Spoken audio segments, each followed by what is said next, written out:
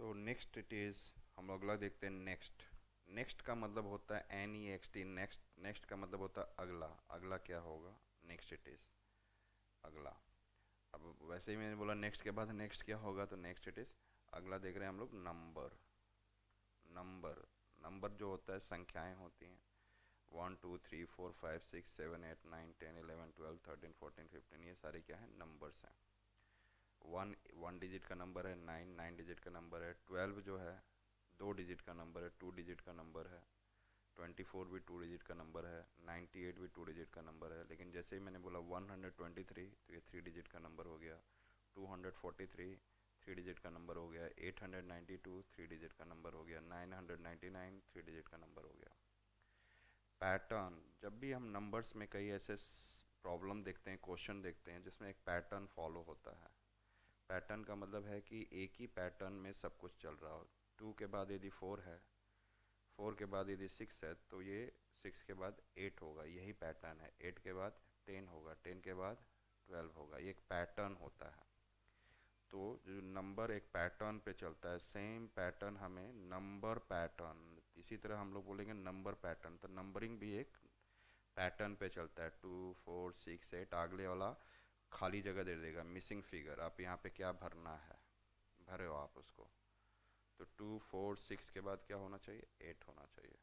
ठीक है। यदि आपको दे दी जाए 3 6 9 12, अगला आप फिल करो, तो 15 होगा। तो मतलब ये टेबल चल रहा है, 3 3 का एक पैटर्न फॉलो कर रहा है। 3 3 का एक पैटर्न फॉलो कर रहा है। तो नेक्स्ट का मतलब आपने देखा अगला। नेक्स्ट क्या होगा? नंबर का आपने देखा, नंबर आप जानते हैं 2 डिजिट नंबर होता है, 3 डिजिट नंबर होता है, 1 डिजिट नंबर होता है। जो 2 डिजिट नंबर होता है 1 और 2 12 हो गया, 13 हो गया, 15 हो गया, 35 भी 2 डिजिट नंबर है, 98 भी 2 डिजिट नंबर है। अब 100 के बाद आप देखोगे तो 3 डिजिट नंबर हो जाता है। 100 भी 3 डिजिट नंबर है, 1 2 0 3 डिजिट हो गया।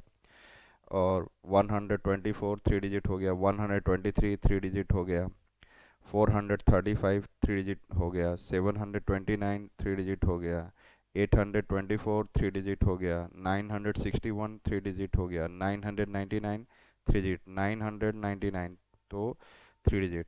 और जब भी नंबर से रिलेटेड क्वेश्चन आता है तो नंबर पैटर्न होता है या सेम पैटर्न फॉलो करता है, सेम पैटर्न। 2 के बाद 4 है, 4 के बाद 6 है, 6 के बाद 8 है, 8 के बाद क्या होगा? तो लोग बोलेंगे 10 होगा। तो ये एक टेबल चल रहा है। इसी तरह 3 6 9 12, 12 के बाद क्या होगा? 15 होगा। तो ये एक नंबर पैटर्न है जिसको हम लोग सेम पैटर्न कह सकते हैं, सेम पैटर्न। जैसे आपको मैंने बोला कि 2, हमने बोला आपको 2 4 6 8, और ऐसे मैंने खाली जगह जोड़ दिया, तो इसका मतलब यहाँ पे 10 होगा। तो ये खाली जगह छोड़ने का मतलब है मिसिंग फिगर। यहाँ पे मिसिंग जगह है, इसमें आप भरो, fill in the blank, fill करो इस ब्लैंक को, खाली जगह को, या मिसिंग फिगर। तो 10 होगा। यदि ऐसे ही मैंने बोला 3 6 9 12 15, तो अगला क्या होगा? 18 होगा। ठीक है। तो यहाँ पे कितने का डिफरेंस दिख रहा है? 3 3 का डिफरेंस दिख रहा है, और टेबल भी है। यदि मैंने बोला 2 6 10 14 18, तो यहाँ पे कितने का डिफरेंस दिख रहा है? 4 का। फिर 6 से 10 के बीच में कितने का डिफरेंस है? 4 का। 10 से 14 के बीच में कितना डिफरेंस है? 4 का। तो एक पैटर्न है 4 4। तो ये कितना हो गया आपका? अगला होगा 4 का डिफरेंस। तो अगला आपको मिसिंग फिगर है यहाँ पे भरना है, तो 18 और 4 कितना हो जाएगा? 22। तो अगला 22 होगा। तो ये एक पैटर्न है, नंबर पैटर्न। अब जैसे पैटर्न हमने दे दिया 3 8 3 8 13, 3 8 13 18, तो अगला क्या होगा? तो यहाँ से 3 और 8 के बीच में कितने का डिफरेंस है? 5 का। 8 और 13 का डिफरेंस कितना है? इसमें देखेंगे 5 का। 13 और 18 का डिफरेंस कितना है? 5 का। तो अगला भी कितना होगा? 5 का डिफरेंस। तो इसको हम लोग बोलेंगे 18 और 5, इसमें हम जोड़कर आगे बता देंगे 18 और 5 23 होगा अगला। इसी तरह हमने बोला मान लो 2 8, 14, 20। अब अगला क्या होगा? तो 2 और 8 के बाद क्या है? 6 का डिफरेंस। 8 और 14 में, 14 और 8 में कितने का डिफरेंस है? 6 का। 14 और 20 में कितने का डिफरेंस है? 6 का। तो अगला जो पैटर्न भी बन सकता है, तो 20 और 6 प्लस करके अगला क्या हो जाएगा? 26। ये आंसर हो गया। मिसिंग फिगर में आपको फिल करना है, ठीक है। तो ये पैटर्न इसको बोलते हैं, नंबर पैटर्न। यदि एक हो गया आपका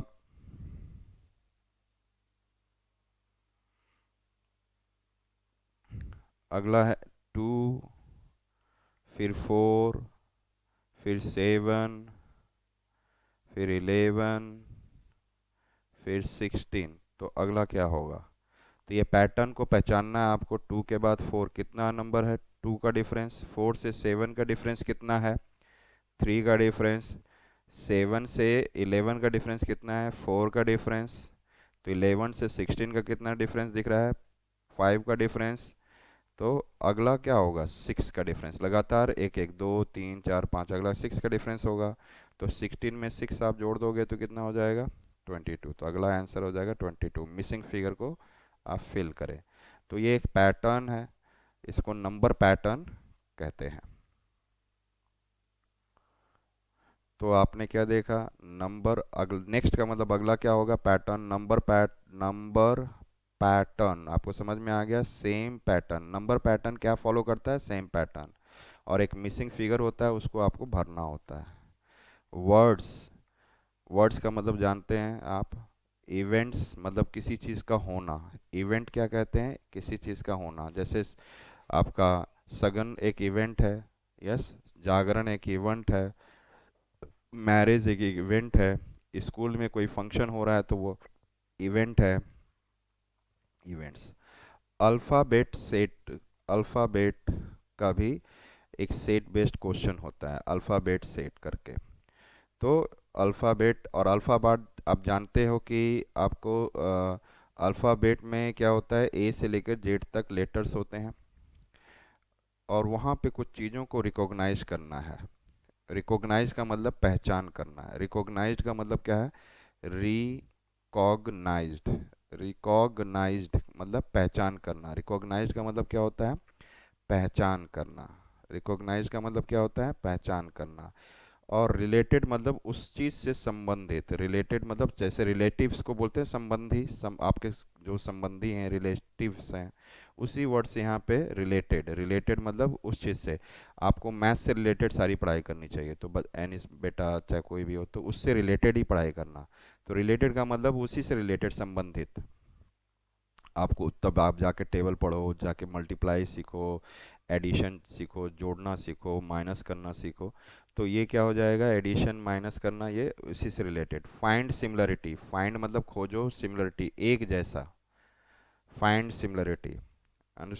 फाइंड सिमिलरिटी खोजना है। जैसे मैंने अब अल्फ़ाबेट जैसा कुछ मैंने देखा, तो अल्फ़ाबेट्स का भी पैटर्न होता है। तो जैसे मैंने बोला यहाँ पर लिख दिया गया बी, और बी, डी, एफ, एच लिख दिया गया। फिर यहाँ एक वर्ड दे दिया गया, B, D, F, H.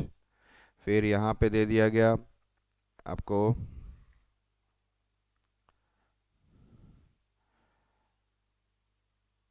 H, चाहे यहाँ पे दे दिया जाए मान लो एम, ओ, क्यू, एस, और यहाँ पर ऐसे बोल दिया जाए, ये दे दिया जाए। तो जब ये दो डॉट दे दिए जाते हैं तो इसको आप क्या कह सकते हैं? एक प्रकार से सेमी कॉलन। और आपको ये देखना है, सबको आपको क्या करना है? पहला, और इसमें एक और दे दिया जाए यहाँ पर डी, डी,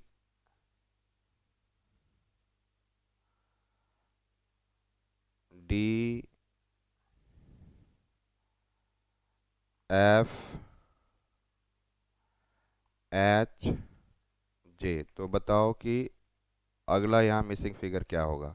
तो आपको बी के आगे लिख देना है, सबका नंबर पोजीशन लिख देना है। बी 2 पे ये डी 4 पे, एफ का क्या है 6, एच का 8, एम का क्या है यहाँ नीचे 13, ओ का 15, क्यू का आपका, क्यू का क्या है 17 और एस का 19। अब ये देखना है कि पहला वाला और पहला वाला 2 से 13 के बीच में कितनी की दूरी है, 11 है ना। 2 और 13 के बीच में कितने की दूरी है, 11। तो पहला और पहला, फिर उसके बाद 4 और 15 के बीच में कितने का 11 डिफरेंस है, 4 और 15 के बीच में कितने का डिफरेंस है, 15 में से 4 माइनस कर दोगे तो 11। फिर 6 और तीसरा, अब ये यहाँ पे तीसरा और ये तीसरा, तो इसमें आपको देखना है रिलेशन। तो यहाँ पे 6 और 17 के बीच में कितना डिफरेंस है, ये 6 है, तीसरा वाला एफ और इसका वाला क्यू 17, यहाँ पे भी 11 का डिफरेंस है। इसका मतलब यहाँ पर भी आपको इसका पहला वाला, तो फिर इसको लिखना है आपको क्या, 5, एफ का मतलब सॉरी यहाँ पे होना चाहिए आपका जी होना चाहिए, जी के बाद ये आई और ये के। तो यहाँ पे डी है, डी के बाद अगला डिफरेंस क्या, डी या जी का मतलब 7 और आई का मतलब क्या होता है 9, के का मतलब 11, तो डी के आगे क्या होगा 11। तो डी 5 है तो यहाँ पे 11, डी के आगे क्या होगा, आपको 11 प्लेस आगे चलना है। सब में यहाँ पे पहला वाला सब में 11 11 का डिफरेंस दिख रहा है। 2 13, इसमें पहला बी है दूसरा एम है, एम 13 पे है, तो 2 से 13, 2 से 13 दिख रहा है आपको, तो 2 से 13 का मतलब हो गया 11 प्लेस आगे है। तो यहाँ पे 5 है, 5 से आपको 11 जोड़ना है यहाँ पर, +11, तो 5 और 11 कितना होता है 16, 5 प्लस 11 क्या होता है 16, तो 16 जोड़ दोगे तो ये पी वर्ड आ जाएगा। तो 16 मतलब पी, 16 का मतलब पी, यहाँ पे 16 लिख दो पी। अगला है जी 7 पे है, फिर आपको क्या करना है सेम +11 करना है, क्योंकि यहाँ पे भी सब में +11 है। तो 7 और 11 कितना हो जाता है बेटा 18, 18 का कौन सा नंबर होता है आर, तो आर लिख दिया। और यहाँ पे आई है, आई थर्ड पे है, तो अगला थर्ड पे क्या होगा, आई 9 होता है, तो 9 में 11 जोड़ दोगे +11 20 हो जाएगा, तो 20 का मतलब टी, पी आर टी। और के क्या है 11 है, फिर यहाँ से भी के से 11 आपको और जोड़ना है, तो 11, क्योंकि सब में यहाँ पे +11 हुआ है, सब में +11 आगे बढ़ा है, तो इसमें भी आपको ही +11 करना है। तो +11 कर दोगे तो 11 11 22, और 22 क्या होता है वी, तो आपको ऑप्शन में दिया रहेगा PRTV, तो यही आपको करेक्ट करना है। तो इसमें अल्फ़ाबेट में भी ऐसे ही आपका क्या होता है अरेंजमेंट होता है। तो ये वाले क्वेश्चन जैसे ही आएंगे तो ऐसे एक दो कुछ क्वेश्चन आप प्रैक्टिस कर लोगे तो आपको हो जाएगा, मैं आपको करवा दूंगा। केवल एक समझाने के लिए बोला, अल्फ़ाबेट बेस्ट पैटर्न होता है, नंबर का भी एक पैटर्न होता है जो आपने देखा अभी, सभी नंबरों के बीच का डिफरेंस निकालो और अगला नंबर आपको पता चल जाएगा।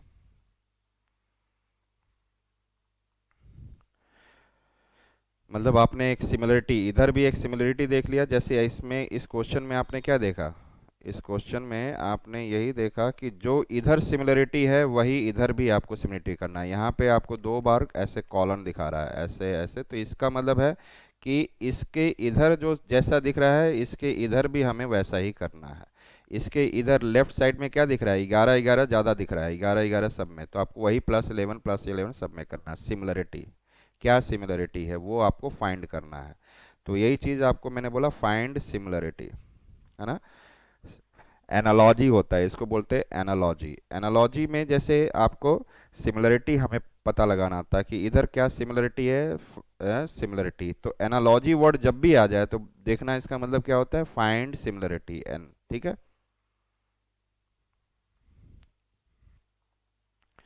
वर्चुअस का मतलब होता है गुण, वर्चुअस का मतलब क्या होता है, जैसे करेक्टरिस्टिक्स का पहले आपने देखा था, करेक्टरिस्टिक का मतलब भी गुण होता है, यस। करेक्टरिस्टिक का मतलब क्या होता है गुण।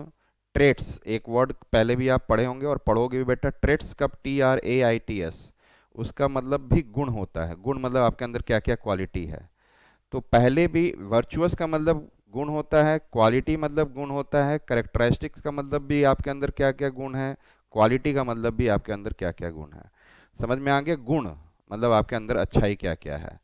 करेक्टरिस्टिक्स CHARAC, CHAR CHARA कैरेक, सी टराइस्टिक, TERIS टराइस्टिक, TER टर हो गया, फिर आई लगा दिया, टराई हो गया, एस्टिक्स, STICKS।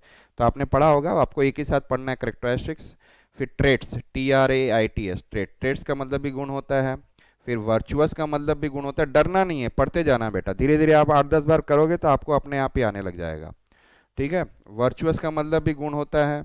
बड़े बड़े बच्चे भी आप बेटा ये मान के चलो कि पढ़ते हैं, भूल जाते हैं, उनको भी नहीं पता रहता, लेकिन आप धीरे धीरे आप अपने अभी छोटे हो और आप अच्छे से पढ़ जाओगे कई बार तो आपको याद हो जाएगा। आप बड़े बच्चों के बराबर हो जाओगे, आपकी स्मार्टनेस, दूसरे बच्चे बोलेंगे वाह एनिस कितना इंटेलिजेंट है, एलिना कितने इंटेलिजेंट है। पढ़ाई में कभी डरना नहीं है। इंडस्ट्रियस, इंडस्ट्रियस का मतलब होता है मेहनत। इंडस्ट्री का मतलब होता है जैसे जितने फैक्ट्री लगे रहते हैं ना, कोई कोई सामान बनाने को इंडस्ट्री बोलते हैं, लेकिन इंडस्ट्रियस वर्ड कह दिया जाए तो उसका मतलब होता है मेहनती। जो व्यक्ति मेहनती होता है उसको बोलते हैं। और मेरे बेटे जो है एनिस और मेरी बेटी जो है एलिना, ये दोनों ही बेटी और बेटा जो हमारे बड़े काफ़ी इंडस्ट्रियस हैं। क्या है? इंडस्ट्रियस है, मेहनती हैं। तो मेरे बेटी और मेरे बेटे क्या हैं? बहुत ही मेहनती हैं, इंडस्ट्रियस। एक्टिविटी, आप जो काम कर रहे हो उसको क्या कहेंगे? आपको एक्टिविटी कहते हैं। इंडस्ट्रियस, जो आप जो काम करते हो उसको एक्टिविटी। आप सुबह से शाम तक क्या क्या कर रहे हो, तो कौन कौन सी एक्टिविटी आज आपने करी। अनरीजनेबल मतलब कि जो चीज़ें मतलब समझ में नहीं आए कि क्या चीज़ हो रहा है, गलत हो रहा है। यदि कोई चीज़ गलत हो रहा है तो उसको बोलेंगे अनरीजनेबल। यदि कोई चीज़ गलत हो रहा हो तो उसको हम लोग क्या बोलेंगे? ये अनरीजनेबल है। क्या है? कोई गलत हो रहा है, पापा आप क्या कर रहे हो, ये अनरीजनेबल है, आप ये चीज़ मत करो पापा, अनरीजनेबल है, गलत है, मतलब सही नहीं है ना। और मान लो कि मैं एलिना को ज़्यादा सपोर्ट कर रहा हूँ, एनिस को कम, तो पापा, एनिस बोलेगा पापा अनरीजनेबल, है ना। और मैं कभी एनिस को सपोर्ट कर रहा हूँ ज़्यादा, दोनों को एक समान सपोर्ट करो। कभी कभी दोनों तो आप अपने तरफ से यूज़ कर सकते हो, लेकिन आपको पता हो कि पापा ऐसा नहीं करते हैं, है ना। तो आपको हमेशा ये सोच के चलना है कि पापा आप ही लोग के लिए करते हैं। तो अनरीजनेबल जब भी बोलना है इसका मतलब वो सही नहीं, गलत कर रहे हो पापा, आप सपोर्ट दूसरे को ज़्यादा कर रहे हो। हैप्पी का मतलब आप जानते हैं, हैप्पी मतलब खुश होता है, लेकिन जब अनहैप्पी बोल देते हो तो उल्टा हो जाता है, खुश नहीं होना, आप खुश नहीं हैं। इरिटेटेड मतलब आप जब जब आप ज़्यादा आपको कोई बहुत ज़्यादा इरिटेट कर दिया और आप गुस्से में आ गए, तो इरिटेट मतलब एक ही चीज़ आप पापा से पूछे जा रहे हो, पापा ये बता दो, ये बता दो, थोड़ी देर में पापा गुस्सा करके आपको बोले क्या कर रहे हो, बार बार बोले जा रहे हो, तो इरिटेट कर रहे हो। और एंग्री मतलब है आपको क्या है? एंग्री का मतलब होता है गुस्सा। एंग्री का मतलब गुस्सा। कोहेरेंट का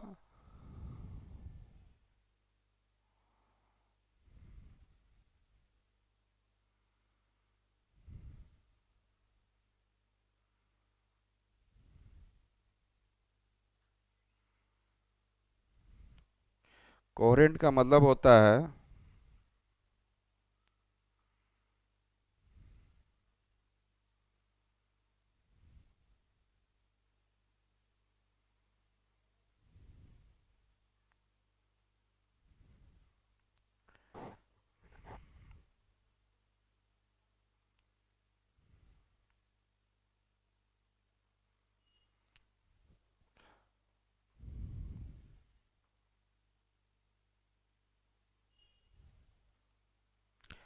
कोहेरेंट का मतलब होता है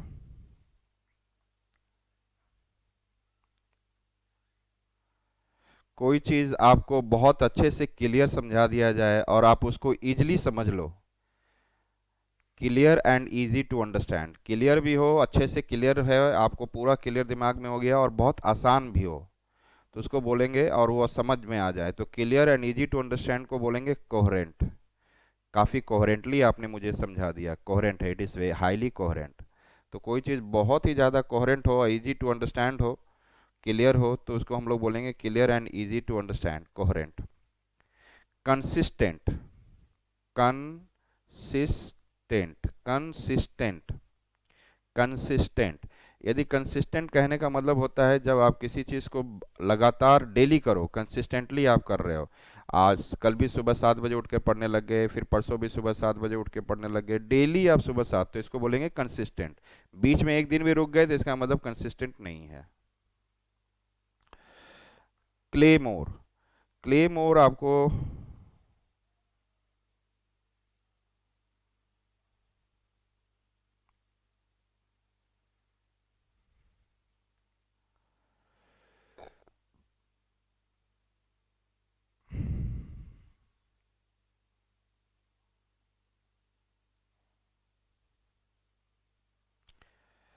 ये क्लेमोर है, एक प्रकार से स्वॉर्ड है, तलवार। क्लेमोर क्या होता है? तलवार। क्लेमोर तलवार को स्वॉर्ड, SWORD का मतलब भी, SWORD का मतलब भी तलवार होता है। यहाँ पर इसका मतलब भी आप क्या कह सकते हो, आप इसको समझ सकते हैं कि इसका मतलब भी आपका क्या होगा।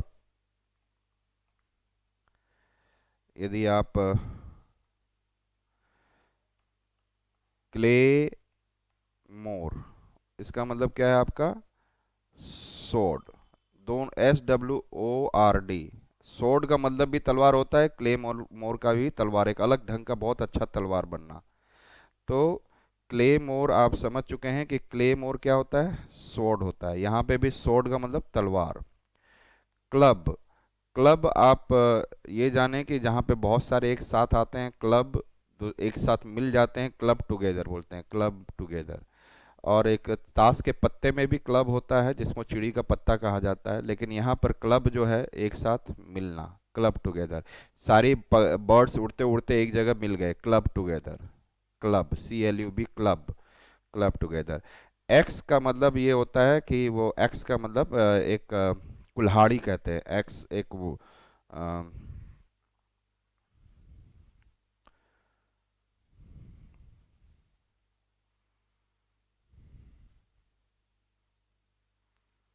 एक्स इस प्रकार का होता है, इसको कुल्हाड़ी कहते हैं। लकड़ी काटने के लिए, पेड़ काटने के लिए, ट्रीज हों चाहे वुड्स हों, वुड का मतलब लकड़ी, तो ये वुड काटने के लिए या ट्री काटने के लिए यूज़ किया जाता है क्ले, इसको बोलते हैं एक्स। नाइफ, के साइलेंट हो जाता है इसमें, NIFE, नाइफ बोलते हैं, लेकिन के साइलेंट हो जाता है, इसका मतलब आप जानते हैं चाकू। गन आप जानते हैं। मिरर आप जिसमें अपना फेस देखते हैं, तो मिरर में अपना आप रिफ्लेक्शन देखते हैं। आप अपना क्या देखते हैं? रिफ्लेक्शन। यदि आप मिरर के सामने खड़े हो जाते हो तो आप अपना क्या देखते हो? रिफ्लेक्शन। और रिफ्लेक्शन को हम लोग देखें तो रिफ्लेक्शन किस प्रकार से होता है। यदि हम रिफ्लेक्शन की बात करें तो यहाँ से यदि आप सनलाइट भेज रहे हो, आप टॉर्च की लाइट भेज रहे हो, तो ये ऐसे वापस जाएगा। तो यहाँ नॉर्मल के तुलना में उसी एंगल से वापस जाएगा। यहाँ पे आपने 30 डिग्री, वर्टिकल है इसके, 30 डिग्री से भेजा तो इसमें टकराने के बाद 30 डिग्री के एंगल से ही वापस जाएगा। यदि आपने 40 डिग्री से भेजा तो जिस एंगल से भेजोगे उसी 40 डिग्री के एंगल से क्या होगा? वो वापस जाएगा। तो आता है, इंसिडेंट करता है रेज, आपका लाइट का रेज, टॉर्च का लाइट आया, इंसिडेंट गिरा, इंसिडेंट का मतलब गिरा, फिर वापस हुआ तो 40 डिग्री से ही वापस जाएगा विद रिस्पेक्ट टू वर्टिकल। इस लाइन को वर्टिकल लाइन कहते हैं, मिरर है। और यहाँ पर, और यदि आप यहाँ से ऐसे फेंक रहे हो लाइट, तो फिर ऐसे ही वापस जाएगा, क्योंकि जब भी कोई जिस एंगल से आया है, 90 डिग्री से गिरा तो 90 डिग्री से क्या होगा? वापस भी जाएगा। जिस एंगल से गिरा उसी एंगल से वापस, इसीलिए इस केस में ऐसा। तो जब हम कभी मिरर के सामने खड़े हो जाते हैं, जब हम कभी मिरर के सामने यदि हम खड़े हो जाते हैं, तो मेरा फेस यहाँ पर है, मैं यहाँ पर हूँ, और ऐसा मेरे हाथ ऐसे हैं, तो मेरा फेस भी जो मिरर में, मान लीजिए मिरर है और मैं मिरर में, मेरा फेस ऐसे है और हाथ ऐसे है, तो मेरा फेस भी इतनी ही दूरी पर जाकर इससे वापस आएगा। 90 डिग्री से गया, 90 डिग्री से वापस होगा, तो इतनी ही दूरी पर फिर मेरा यहाँ पर ऐसे बन जाएगा और ऐसे हो जाएगा, और ऐसा ही सेम चीज़ आपको मिरर में भी दिखेगा। तो मिरर क्या होता है? जब मिरर में आप अपना इमेज देखते हो तो किससे देखते हैं? रिफ्लेक्शन से देखते हैं। किससे देखते हैं? रिफ्लेक्शन से देखते हैं आप। समझ में आ गया? तो रिफ्लेक्शन कोई भी चीज़ को जिस एंगल से गिरता है, तो यहाँ से आपकी ये लाइट गई और आपके ये हाथ वापस आई, यहाँ से हाथ का गया लाइट वहाँ पर आ गया, तो ये यहाँ पे हाथ दिखेगा। ये दूर है तो ये दूर वाला यहाँ दिखेगा। इस तरीके से आप मिरर में आप अपना क्या देखते हैं? प्रतिबिंब देखते हैं, इमेज देखते हैं, वो भी रिफ्लेक्शन से बनता है। किससे बनता है? रिफ्लेक्शन। रिफ्लेक्शन में लाइट जाता है, फिर उसी मीडियम में वापस आ जाता है। यहाँ से मान ऐसे गया, फिर ऐसे वापस आ गया, ठीक है, लेकिन उसका पिक्चर किधर बनता है? मिरर में ऐसे बन जाता है। रिफ आपको रिफ्लेक्शन समझ में आ चुका होगा, रिफ्लेक्शन। रिफ्लेक्शन।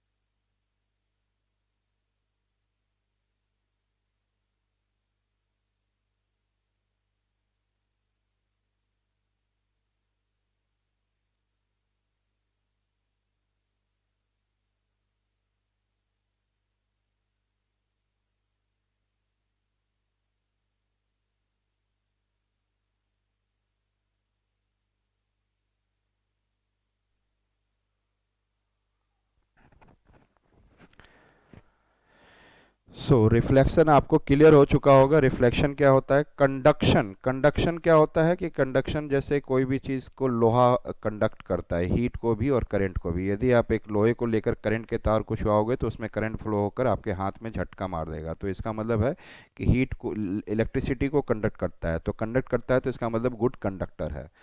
इलेक्ट्रिसिटी का गुड कंडक्टर है लोहा, इसलिए आप लोहे से कभी भी कोई करंट के तार को ना छुएं, तो गुड कंडक्टर ऑफ इलेक्ट्रिसिटी। इसी तरह लोहे को आप कहीं आग में रख दोगे तो धीरे धीरे पहला जहाँ पे जो आग में लोहे का पोर्शन है वो गर्म हो जाएगा, धीरे धीरे वो हीट लोहे के दूसरे कोने में भी आ जाएगा जहाँ पे आप पकड़े हैं, तो धीरे धीरे वो गर्म हो जाएगा। तो लोहा गुड कंडक्टर ऑफ हीट भी है।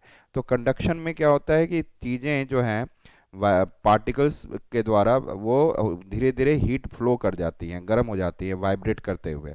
लोहे में वाइब्रेट करते हुए हीट फ्लो कर जाती है। जैसे मैं कुछ दिखाऊं,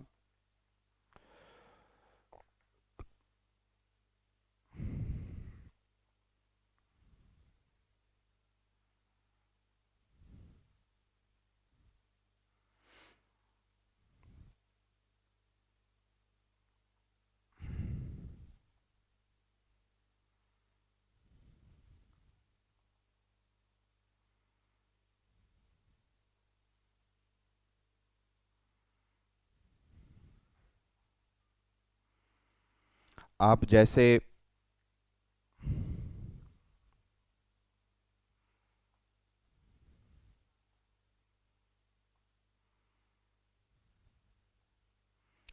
आप इसमें पानी आप यदि गर्म कर रहे हैं, आप जब इसमें पानी गर्म कर रहे हैं तो पानी धीरे धीरे आपको ऊपर की ओर आएगा, हीट आएगा, हीट से पानी गर्म होगा, धीरे धीरे ये बर्तन भी गर्म हो जाएगा, और बर्तन गर्म होते हुए यहाँ पर वाइब्रेट करते हुए पार्टिकल्स, गर्मी हीट में क्या होता है कि एनर्जी होती है, एनर्जी एक वेव के फॉर्म में होता है।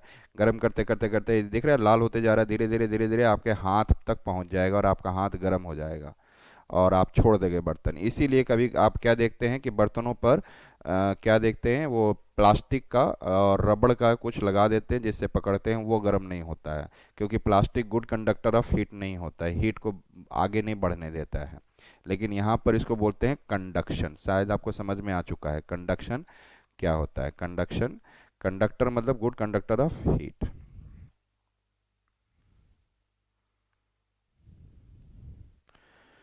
फिर है डिस्पर्शन। डिस्पर्शन कहने का मतलब होता है डिस्पर्सन। डिस्पर्सन, डिस्पर्शन कहने का मतलब होता है कि आप किस प्रकार से लाइट जब जाती है प्रिज्म से क्रॉस करती है, तो वो लाइट क्या हो जाती है, 7 पार्ट्स में डिवाइड हो जाती है और 7 कलर्स में रेनबो बना देती है, जिसको आप विबग्योर कहते हैं। और जो हम लोग यहाँ पे देखेंगे डिस्पर्शन ऑफ लाइट, यदि मैं कहूँ कि डिस्पर्शन क्या होता है, तो डिस्पर्शन ऑफ लाइट आप यहाँ पर महसूस कर सकते हैं।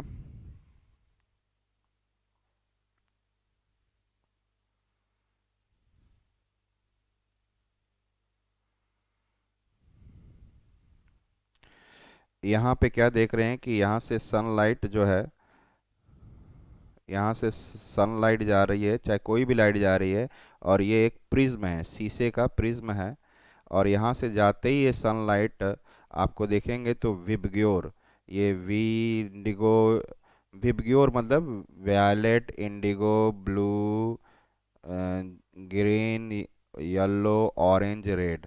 ऊपर में आप देखेंगे रेड है, फिर उसके बाद आप देखेंगे तो ऑरेंज है, फिर येलो दिख रहा होगा आपको, फिर उसके बाद आपको ग्रीन थोड़ा सा दिखेगा, फिर ब्लू दिखेगा, फिर आपको ब्लू दिखेगा, फिर उसके बाद वायलेट दिख रहा है आपको, इंडिगो और वायलेट। तो ये इस कलर 7 कलर्स में बांट बढ़ जाता है, जिससे कि आप रेनबो भी आप देखते हैं।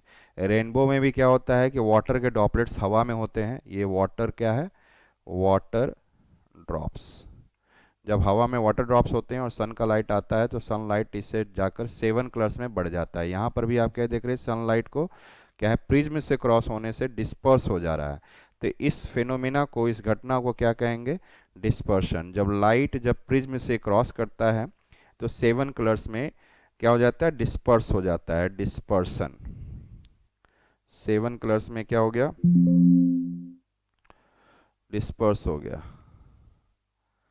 तो आपको समझ में आ चुका होगा कि डिस्पर्शन क्या होता है, डिस्पर्शन।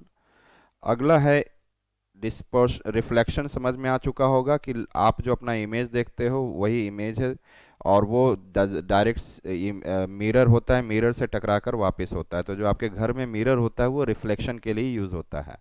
फिर हमने बोला कंडक्शन। कंडक्शन में हीट और इलेक्ट्रिसिटी का क्या होता है, किसी वस्तु और किसी ऑब्जेक्ट के द्वारा पास करना, तो वो कंडक्टर हो जाता है, गुड कंडक्टर। फिर आपने डिस्पर्शन देखा, लाइट का क्या होता है, 7 प्रिज्म से क्रॉस करने। प्रिज्म एक शीशा होता है, ट्रायंगुलर शीशा, और उसमें से जब इलेक्ट्रिसिटी पास कराते हैं तो वो क्या हो जाता है, ट्रायंगुलर शीशा होता है, थोड़ा मोटा होता है, तो उससे जब हम पास कराते हैं तो वहाँ पर ये हो जाता है, वो लाइट 7 कलर्स में डिस्पर्स हो जाता है, टूट जाता है, तो डिस्पर्शन। इमर्शन होता है जो, इमर्शन जो होता है,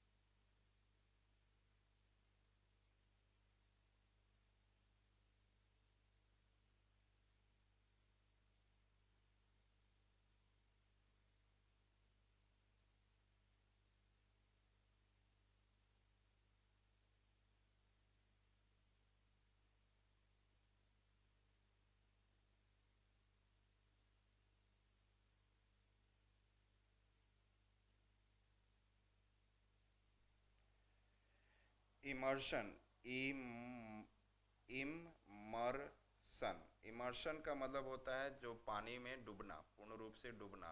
इमर्शन का मतलब होता है पानी में पूर्ण रूप से डूबना, ठीक है। एक होता है रिफ्रैक्शन ऑफ लाइट, लाइट का री, यहाँ पे रिफ्लेक्शन नहीं है, रिफ्रैक्शन है, रिफ्रैक्शन, रिफ्रैक्शन। तो यदि मैं रिफ्रैक्शन को देखूं, तो रिफ्रैक्शन ऑफ लाइट यदि मैं आपको दिखाऊं,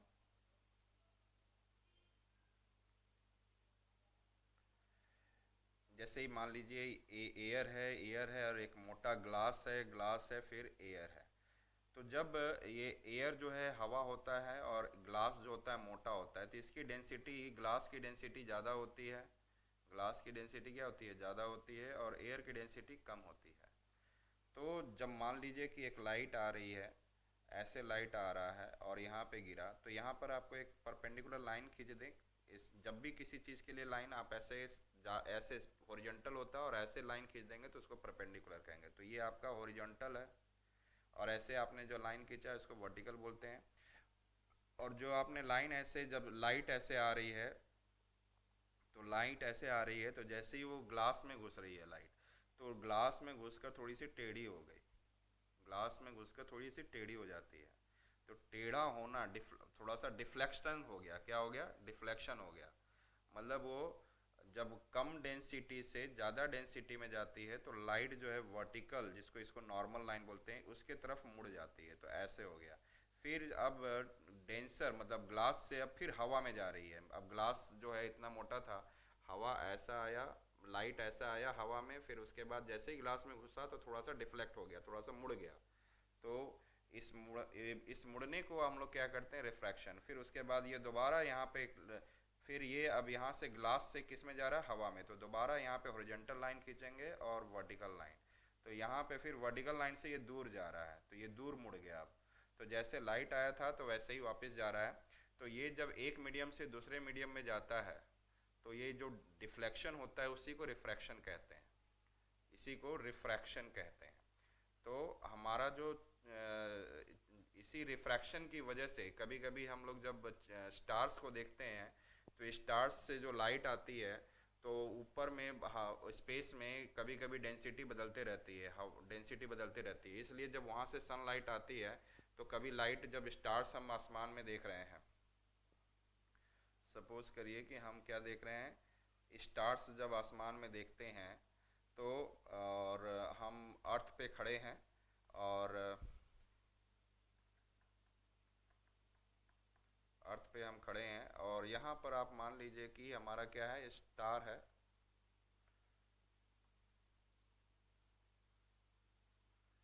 स्टार है, और ये स्टार जब आता है तो डिफरेंट डिफरेंट मीडियम से होते हुए आता है। इस तरह ऐसे ऐसे मुड़ते हुए आएगा, डिफ्लेक्ट होते हुए, क्योंकि स्पेस में डिफरेंट होता है, इसीलिए ऐसे जब रिफ्रैक्शन होते हुए आ रहा है, क्योंकि मुड़ते मुड़ते डेंसिटी अलग होती है, तो इसको क्या बोलते हैं? रिफ्रैक्शन। रिफ्रैक्शन। तो उसके अंदर मीडियम अलग है, कहीं पे हवा नहीं है, कहीं पे हवा है। तो हवा होगी तो वहाँ डेंसिटी ज़्यादा हो जाएगी, क्योंकि जहाँ हवा नहीं है तो वहाँ पे तो डेंसिटी है ही नहीं। और कहीं पे बहुत ज़्यादा डेंसिटी कुछ हवा की होगी, तो उसकी वजह से क्या होता है? लाइट जो होती है वो इधर उधर डिफ्लेक्ट करते रहती है। तो डिफ्लेक्शन करना, इसको बोलते हैं रिफ्रैक्शन। और इसकी वजह से हमें कभी थोड़ा देर के लिए क्या होता है? दिखता है, नहीं दिखता है, तो ऐसे चमकता हुआ दिखता है। इस कारण से अलग अलग हिलते हुए दिखता है, चमकता हुआ। तो यदि आपसे बोले कि स्टार क्यों हमारा चमकता है, क्यों चमकता है, तो आप सिंपली बोलोगे रिफ्रैक्शन की वजह से चमकता है।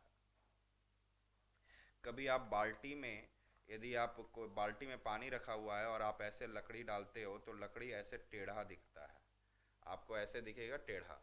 क्योंकि आपकी जो लाइट है, आपके आंखों में जब भी कोई चीज़ दिखेगा तो लाइट की वजह से ही। तो ये भी लकड़ी जो टेढ़ा दिखता है वो रिफ्रैक्शन की वजह से दिखता है। क्योंकि बाहर का एयर का मीडियम, एयर जो है उसमें कम डेंसिटी है, कम हवा है, लेकिन पानी उससे ज़्यादा भारी है, तो पानी की डेंसिटी ज़्यादा है, हवा से भारी होती है। तो यहाँ पर क्या हो जाएगा? वो थोड़ा सा लाइट जो मुड़ जाएगा। इसी तरह, इसी कारण से लकड़ी टेढ़ा दिखता है। लकड़ी टेढ़ा दिखना किसकी वजह से होता है? रिफ्रैक्शन की वजह से होता है। और स्टार का चमकना भी रिफ्रैक्शन की वजह से होता है। तो ये आपको शायद समझ में आ चुका होगा।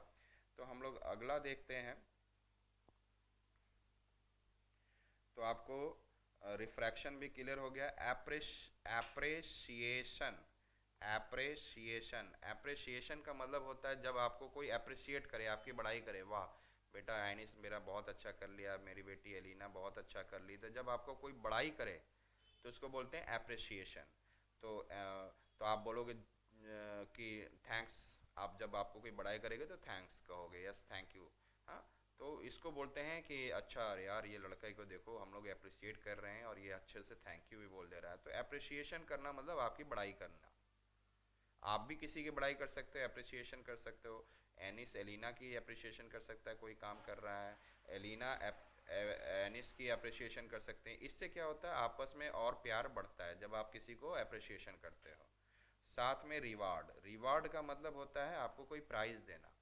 रिवार्ड से भी लोग खुश होते हैं। आपको जब कोई प्राइज़ दिया जाता है तो आप क्या होते हैं, खुश होते हैं। तो मान लीजिए आप अच्छे से पढ़ाई करोगे तो आपको ये मिलेगा, तो आपको क्या महसूस हुआ, मेरे को मुझे तो बहुत अच्छा लग रहा है, मुझे एक प्राइज़ मिलने वाला है। रिवार्ड, है ना।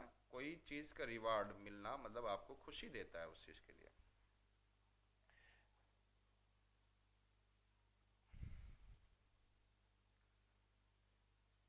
डिसग्रेस, डिसग्रेस का मतलब होता है आपको अपमान करना, किसी के सामने आपको डांट दो। मम्मी मेरे को क्यों डांट दिया आपने किसी के सामने, अब मैं तो ऐसा बच्चा हूँ नहीं। लेकिन जो चोर होता है, मान लीजिए एक चोर है, चोर पकड़ा गया तो आप उसको सभी के सामने कहेंगे तुमने कब ये काम किया है, चोरी की है तुमने, तो वो क्या होगा, उसका अपमान होगा। ठीक है। तो अपमान, डिस्ग्रेस करना, डिस्ग्रेस का मतलब होता है अपमान, डिस्ग्रेस का मतलब क्या होता है, अपमान। क्राइम, क्राइम मतलब गलत काम करना, जो किसी को मार देते हैं, चोरी करते हैं। चोरी, थीफ्स जो होते हैं वो क्या करते हैं, थीफ चोरी करते हैं। इस चोरी को इंग्लिश में बोलते हैं स्टील करना, STEL, चोरी। तो और जो चोरी करता है उसको बोलते हैं थीफ। तो तो जो चोरी करते हैं तो वो क्राइम करते हैं, किसी को मर्डर कर देते हैं, वो भी क्राइम होता है। ठीक है। और इसको क्राइम समझ में आया। गिल्ट, यदि आप बच्चे भी कोई गलती कर देते हैं, मान लीजिए झूठ बोले, बच्चों ने बच्चों में भी होते हैं कि झूठ बोल दिए, तो झूठ बोलने के बाद उनको गिल्ट हो रहा है कि अरे यार मैंने झूठ क्यों बोल दिया पापा को ये। तो ये महसूस होना कि मैंने महसूस अपने अंदर जो है दर्द महसूस करना, मैंने झूठ बोल दिया। तो इसको बोलते हैं गिल्ट। तो वो जो काम गलत कर दिया तो उसको बोलते हैं गिल्ट, और जिसको जो किसने किया है तो वो गिल्टी है। और वो यदि जाकर बोल देता है कि नहीं मैंने झूठ बोला था ऐसा ऐसा, तो फिर उसकी गिल्टी, इसकी गिल्ट खत्म हो जाती है फिर हमेशा के लिए। यदि आपने झूठ बोला और किसी को नहीं बताया तो आप हमेशा आपके दिमाग में रहेगा कि मैंने झूठ बोला था, मैंने पापा को नहीं बताया, मम्मी को नहीं बताया। एलिगेशन, एलिगेशन का मतलब होता है कि आपके ऊपर कोई चीज़ बताया गया कि आपने बेटा ये काम किया है, गलत काम किया है, और बच्चा बोलेगा मैंने नहीं किया है। तो आपके ऊपर दोष लगाया जा रहा है, आपके ऊपर कि ये गलत काम किया है, एलिगेशन किया जा रहा है, आपके ऊपर क्या दिया जा रहा है, एलिगेशन का मतलब है आपके ऊपर गलत काम का बताया जा रहा है कि आपने गलत काम किया है, तो इसी को बोलते हैं एलिगेशन। आपके ऊपर एलिगेशन लगाया जा रहा है। और यदि एलिगेशन पता चल जाता है तो मम्मी पापा आपको पनिशमेंट देते हैं, और पापा पनिशमेंट नहीं देते हैं, समझाने की कोशिश करते हैं। तो आप जब आपको एलिगेशन लगाया जा रहा है और एलिगेशन साबित हो गया कि हाँ आपने गलत किया था, तो आपको क्या मिलेगा, पनिशमेंट मिलेगा। लेकिन पनिशमेंट नहीं दिए, मैं पनिशमेंट अपने बच्चों को नहीं देता हूँ, रीज़न बिहाइंड, क्योंकि इस पनिशमेंट नहीं देने का कारण ही है कि आप एक बार समझाओ, दूसरी बार समझाओ, लेकिन जब बार बार बच्चा वही गलती करे, वही गलती करे, तो हम वही गिल्ट, बार बार गिल्टी होगा, फिर उसको गिल्टी का मतलब दोष, वो उसको लगेगा, अंदर में फील होगा, और उसको एलिगेशन लगाया जाएगा, तो आपको पनिशमेंट मिलेगा बार बार करने पर। अगला है फिजियोलॉजी। फिजियोलॉजी का कहने का मतलब होता है कि आपके शरीर की जो संरचना होती है, जो आपके शरीर की पूरी संरचना होती है, फिजियोलॉजी, जैसे हमने बोला, उसको पढ़ना आपके शरीर।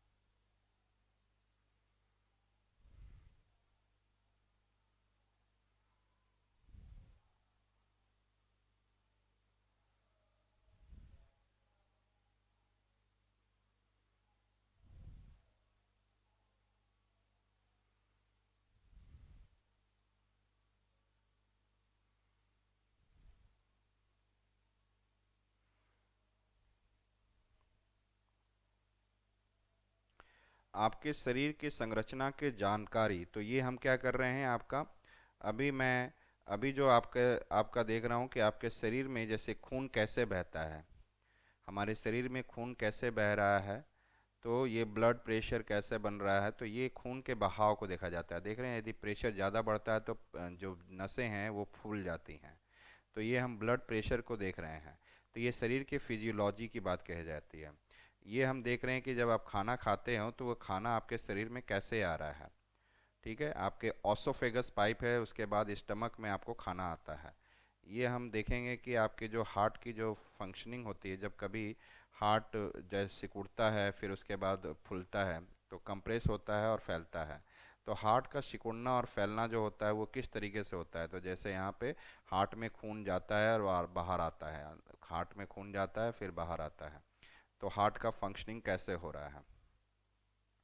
फिर उसके बाद ये आपके जब ब्रेन में जो न्यूरॉन्स होते हैं ब्रेन में, इसमें जो करंट फ्लो करता है, जैसे आपको इसके अंदर जो करंट फ्लो करता है, करंट मतलब कि ब्लड भी फ्लो करता है, और इसमें आपको जो भी है न्यूरॉन्स कहते हैं, तो एक जगह से दूसरी जगह फटाफट इलेक्ट्रिक इम्पल्स आपके ब्रेन में जो इन्फॉर्मेशन बहता है, हमारे ब्रेन में जो इन्फॉर्मेशन बहता है वो इलेक्ट्रिक करंट के थ्रू बहता है ना। तो यहाँ पर हम लोग ये ब्रेन में न्यूरॉन्स होते हैं, तो ये हमारा क्या है, तो ब्रेन की फंक्शनिंग को समझना, तो बॉडी के जितने भी पार्ट्स हैं उन सब के फंक्शनिंग को समझना हमारा क्या होता है, उसके विज्ञान को समझना, उसके साइंस को समझना। जैसे आप सांस ले रहे हैं तो हमारी जो छाती है, जो लंग्स है, फैलेगा सिकुड़ेगा। हमारे सांस लेने के दौरान हम ब्रीद करते हैं, इनहेल, हवा को इनहेल करते हैं, तो इससे हमारी जो सांसें होती हैं, और ये हम लोग जैसे दौड़ रहे हैं तो हमारा फिजियोलॉजी कैसे काम कर रहा है, हार्ट रेट क्या रहेगा, ये सारी चीज़ें जो हैं फिजियोलॉजी है। तो हमारी बॉडी की जितनी भी साइंटिफिक अंडरस्टैंडिंग है उसको फिजियोलॉजी कहा जाता है। बायोलॉजी, बायोलॉजी मतलब कि जो भी आप देख रहे हैं बायोलॉजी, बायोलॉजी मतलब भी वही जीव विज्ञान होता है, मतलब मनुष्य के बारे में, जानवरों के बारे में, सबके बारे में पढ़ना। मनुष्य के बारे में पढ़ना, जानवरों के बारे में पढ़ना, सभी को हम लोग क्या कहेंगे, बायोलॉजी कहा जाता है।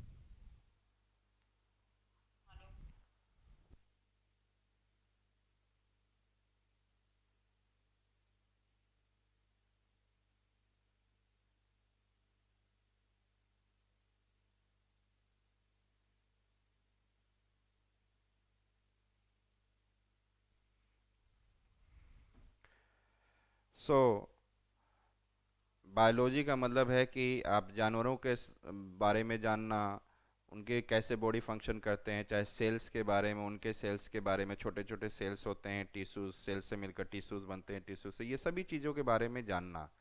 तो और चाहे वो एनिमल्स हों या इंसेक्ट्स हों, चाहे मॉस्किटोज़ हों, चाहे कॉकरोच हो, सभी चीज़ों के बारे में जानना और उससे कोई डॉक्टर बनने की कोशिश करना, तो बायोलॉजी आपको पढ़ना होता है, बायोलॉजी। ठीक है, और उसके पेड़ पौधों के बारे में भी जानना, प्लांट्स के बारे में भी जानना, तो ये भी आपका पूरा बायोलॉजी का पार्ट है। मेटाफिजिक्स, यदि मैंने बोला मेटाफिजिक्स, मेटाफिजिक्स का मतलब ये होता है कि आप सच्चाई क्या है इस दुनिया की, उसका एक ज्ञान लेना, सच्चाई इस दुनिया में जो सच्चाई है, सत्य का एक ज्ञान, सत्य के बारे में जानकारी समझना, ये ज्ञान प्राप्त करना, ये होता है मेटाफिजिक्स। एक फिजिक्स ये होता है जैसे कि कोई तेजी से चल रहा है तो काइनेटिक एनर्जी कहेंगे, किसी चीज़ को ऊपर ले गए तो वो उसने एनर्जी ले लिया, क्यों, उसको बोलेंगे पोटेंशियल एनर्जी।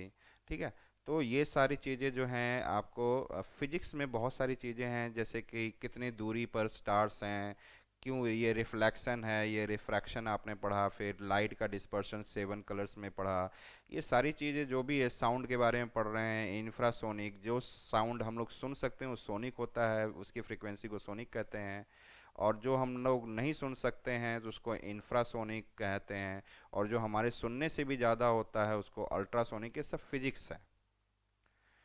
तो फिजिक्स समझ में आ चुका है। स्टैटिस्टिक्स, मैथ्स के अनुसार से नंबरों को खेलना, स्टैटिस्टिक्स होता है ना।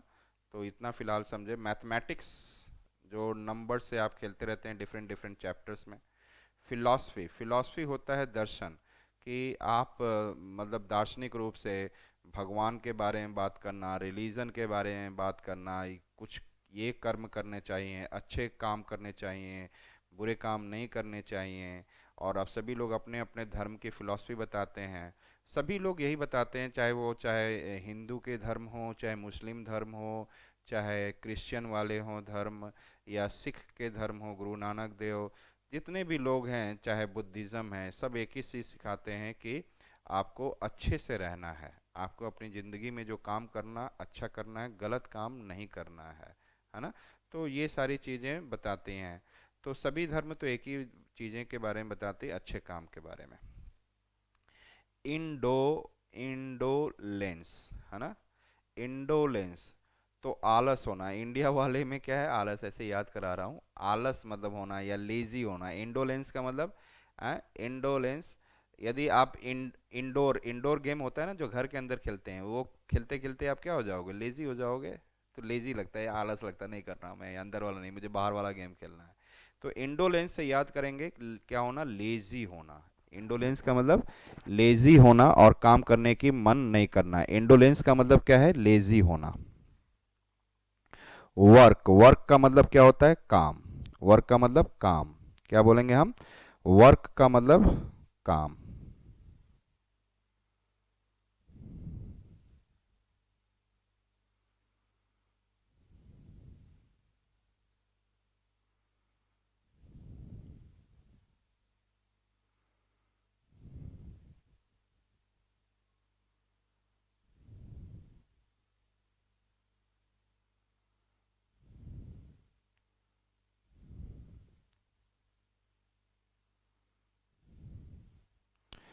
यहाँ पे टैसीटर्न, टैसीटर्न, टैसीटर्न मतलब जो कम बोलता है उसे हम बोलते हैं टैसीटर्न।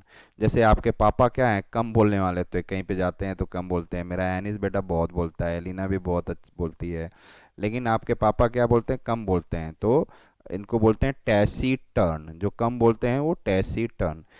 चीट, चीट का मतलब जो धोखा देता है उसको बोलते हैं चीट करना। वो क्या कर रहा है, आपको चीट कर रहा है, तो धोखा देने वाले को क्या बोलते हैं, चीट करना। क्लियर है। एक्ट, एक्ट का मतलब कोई भी आप एक्टिंग करें तो वो क्या है, एक्ट है। आप चलो आज एनिस और लीना क्या बन रहे हैं, मम्मी पापा बन रहे हैं और बोल रहे हैं कि आज मैं गोवा कैसे जाएंगे, तो मम्मी पापा की नकल उठा रहे हैं, तो वो एक्ट कर रहे हैं। और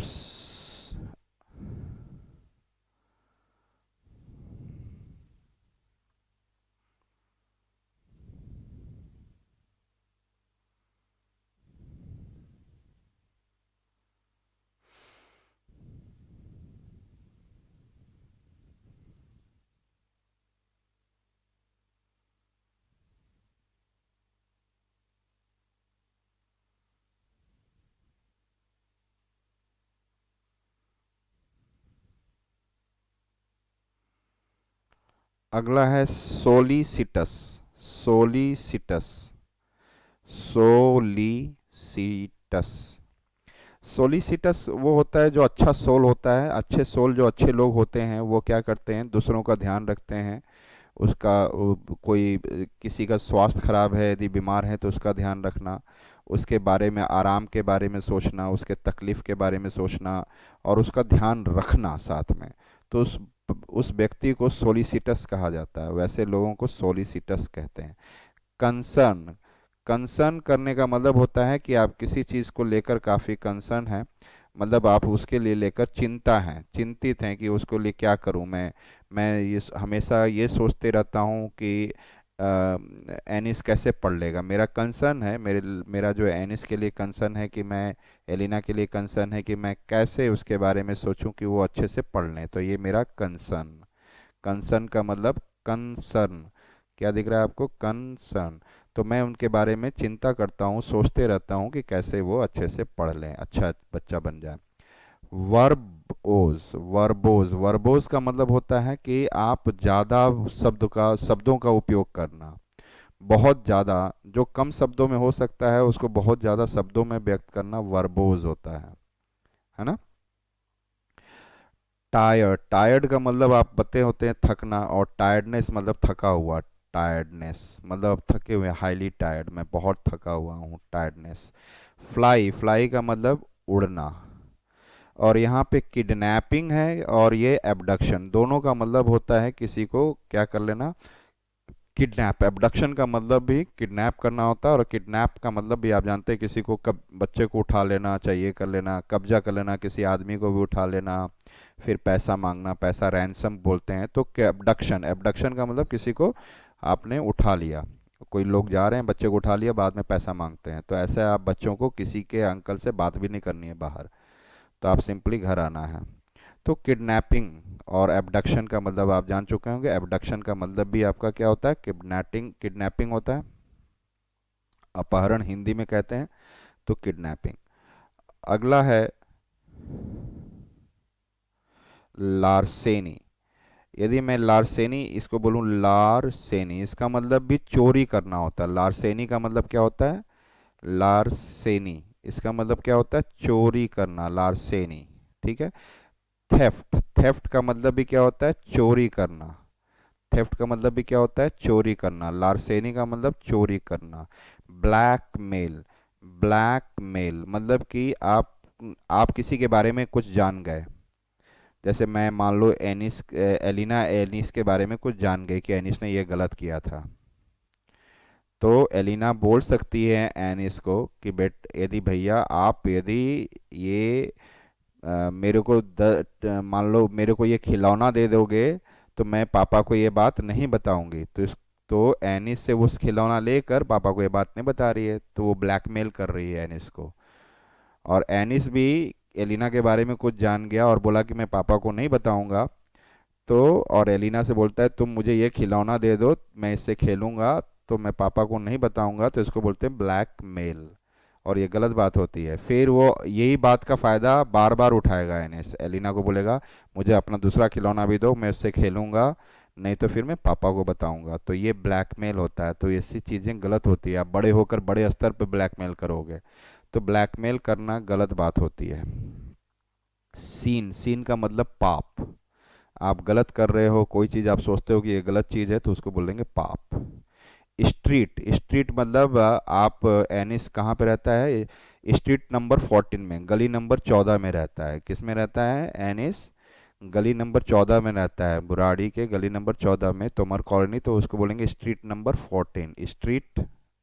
लेन का मतलब भी वही गली होता है, लेन का मतलब भी गली, स्ट्रीट बोल दो या लेन बोल दो, मतलब है STREET, स्ट्रीट।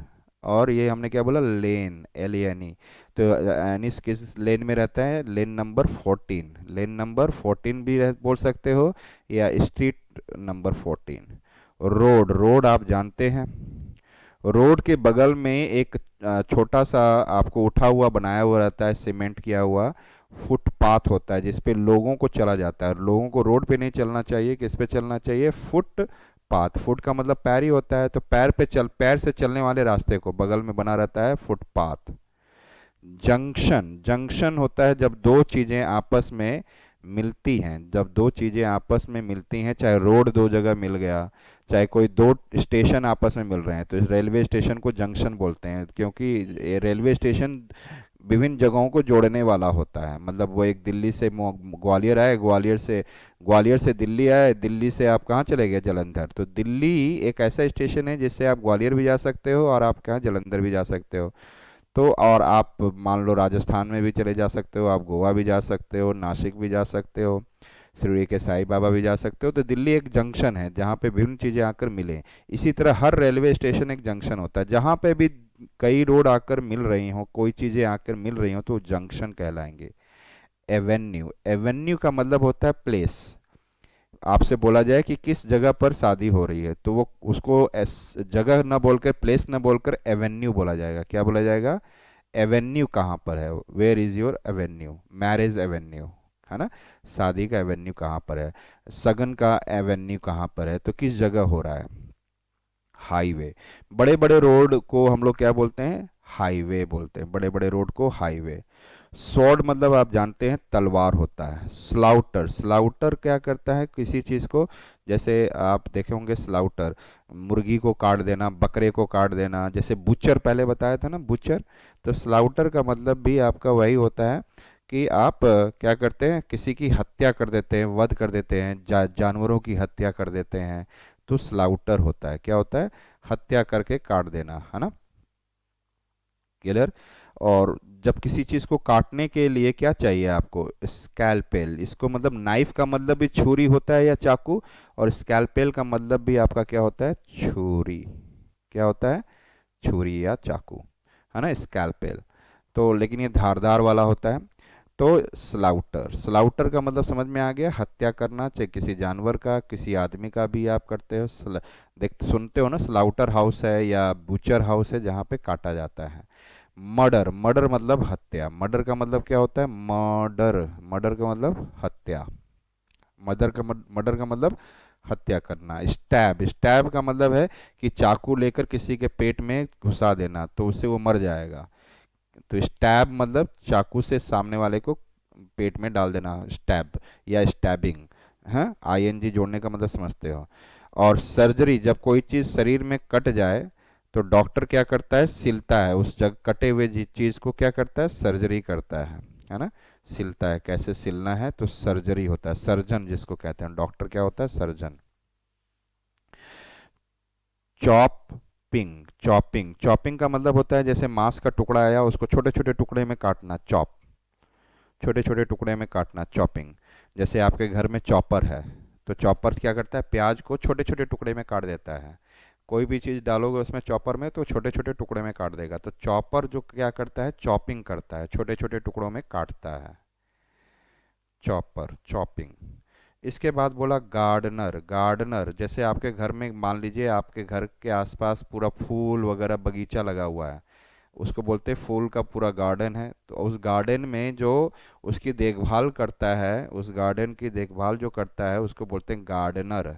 क्या बोलते हैं, गार्डनर, GARDENER, गार्डनर, नर। ठीक है। ट्रॉवल, ट्रॉवल पहले ही बताया है कि जब गार्डन में बहुत सारे पत्ते उत्ते गिरे हों तो एक प्रकार का ऐसा रहता है बना हुआ, और उससे आप क्या करते हैं, किसी चीज़ के पत्ते उत्ते को हटाते हैं वहाँ से, ट्रॉवल। पहले भी मैं आपको दिखा चुका हूँ।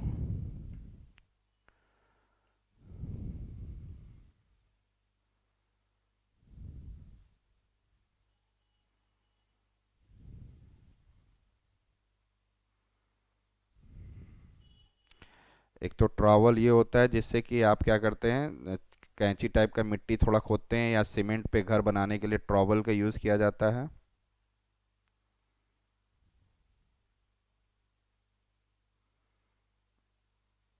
हाँ, इसी को ट्रॉवल कहते हैं। दिख रहा है मिट्टी थोड़ा थोड़ा खोद रहे हैं और ये भी एक ट्रॉवल होता है जिससे आप पेड़ पौधों के पत्तों को हटाते हैं, कुछ खींचते हैं।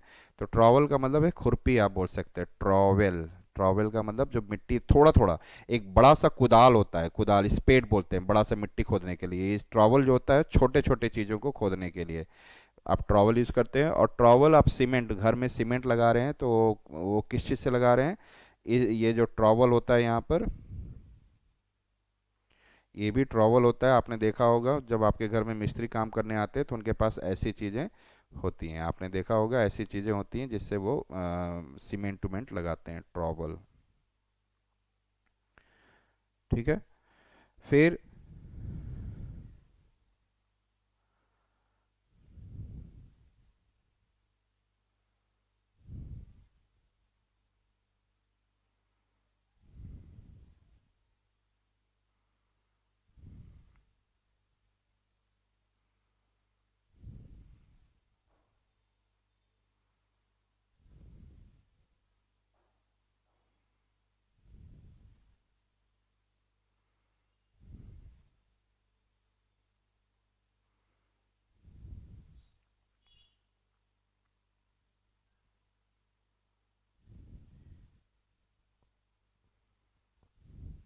यहाँ पे आप जो देख रहे हैं ये सब सिलाई कर रहे हैं, क्या कर रहे हैं, ये सिलाई कर रहे हैं, कपड़े की सिलाई कर रहे हैं। तो इनको बोलते हैं सिम स्ट्रेस। क्या बोला जाता है, सिम स्ट्रेस।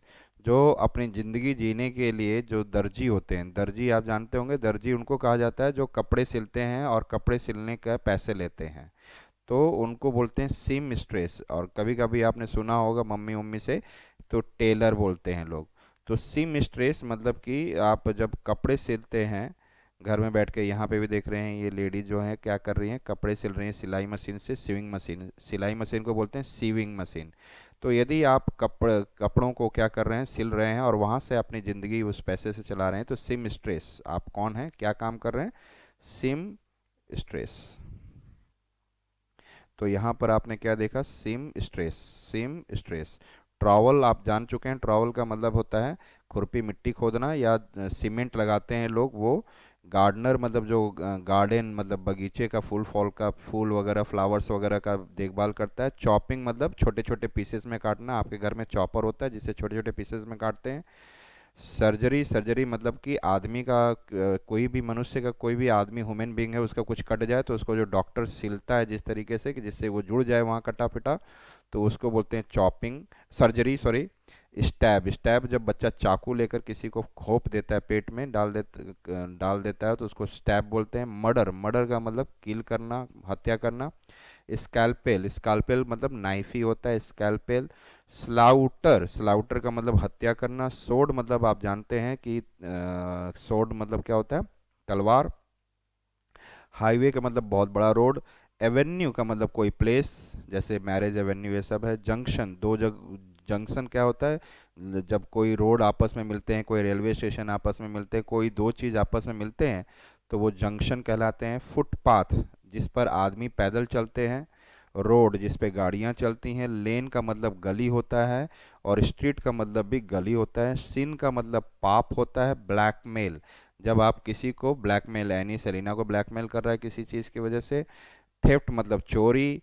लारसेनी का मतलब भी चोरी, लारसेनी का मतलब भी चोरी करना। किडनैपिंग, किसी को आप चुरा लेते हो, अपहरण कर लेते हो। एबडक्शन का मतलब भी किडनैप करना। फ्लाई मतलब उड़ना। टायर्डनेस मतलब थकना। वर्बोज, कई ज़्यादा वर्ड का यूज़ करना, मतलब कम वर्ड को यूज़ ना करके ज़्यादा वर्ड। कंसर्न, किसी के बारे में चिंता करना, मैं एनी सेलिना के बारे में चिंता करता हूँ। सोलिसिटस, ऐसा आदमी, ऐसा कोई पर्सन जो कि दूसरे के देखभाल करे, उसके बीमारी में उसको आराम का देख उसका ध्यान रखे, उसको कोई तकलीफ है तो उसको ध्यान रखे, तो उसको सोलिसिटस कहेंगे। एक्ट का मतलब है कि एनी सेलिना एक्टिंग कर रहे हैं कि मैं गया गोवा कैसे जाएंगे मम्मी पापा बनकर। चीट का मतलब धोखा देना। टैसी टर्न मतलब जो कम बोलते हैं उसे हम टैसी टर्न कहते हैं। वर्क का मतलब काम करना। इंडोलेंस का मतलब लेजीपन, हम कम आलस दिखाना। फिलॉसफी मतलब सारे धर्म अपने अपने फिलॉसफी पे चलते हैं, और सभी धर्म यही कहता है, सारे रिलीजन, धर्म का मतलब रिलीजन यही कहता है कि आपको अच्छा काम करना चाहिए। मैथमेटिक्स, जिसमें नंबर्स के साथ खेलते हैं। स्टैटिस्टिक्स, इसमें भी नंबर्स के साथ खेला जाता है। फिजिक्स, आपको जितना भी आप साइंस के बारे में पढ़ते हैं मैक्सिमम, तो उसमें आपका, जैसे आपको मैंने बोला लाइट के बारे में पढ़ना, जिस चीज़ के बारे में आप पढ़ रहे हैं, फिजिक्स ज़्यादातर आपको अभी थोड़ी देर पहले समझाया कि लाइट के बारे में पढ़ रहे हैं तो रिफ्रैक्शन क्या होता है, रिफ्लेक्शन क्या होता है, ये सारी चीज़ें। साउंड का क्या, कैसे चल रहा है, कैसे क्या हो रहा है, तो ये फिजिक्स है। लेकिन जब बोला जाए मेटा फिजिक्स, तो ये सत्य और विज्ञान के बारे में जानकारी लेना। बायोलॉजी, विश्व में जितने भी लिविंग थिंग्स हैं, प्लांट हो एनिमल है, उनकी अंदर के बारे में जानकारी लेना, उनके ऊपर डॉक्टरी सीखना, वो है। फिजियोलॉजी, हमारे शरीर के अंदर में कौन चीज़ कैसे कैसे बहता है, चलता है, उसको फिजियोलॉजी कहते हैं। तो ये आपने देखा। इसके बाद हम आते हैं सौ। सौ का मतलब होता है आरी। सौ का मतलब आरी, जो हम मैं आपको दिखाऊं।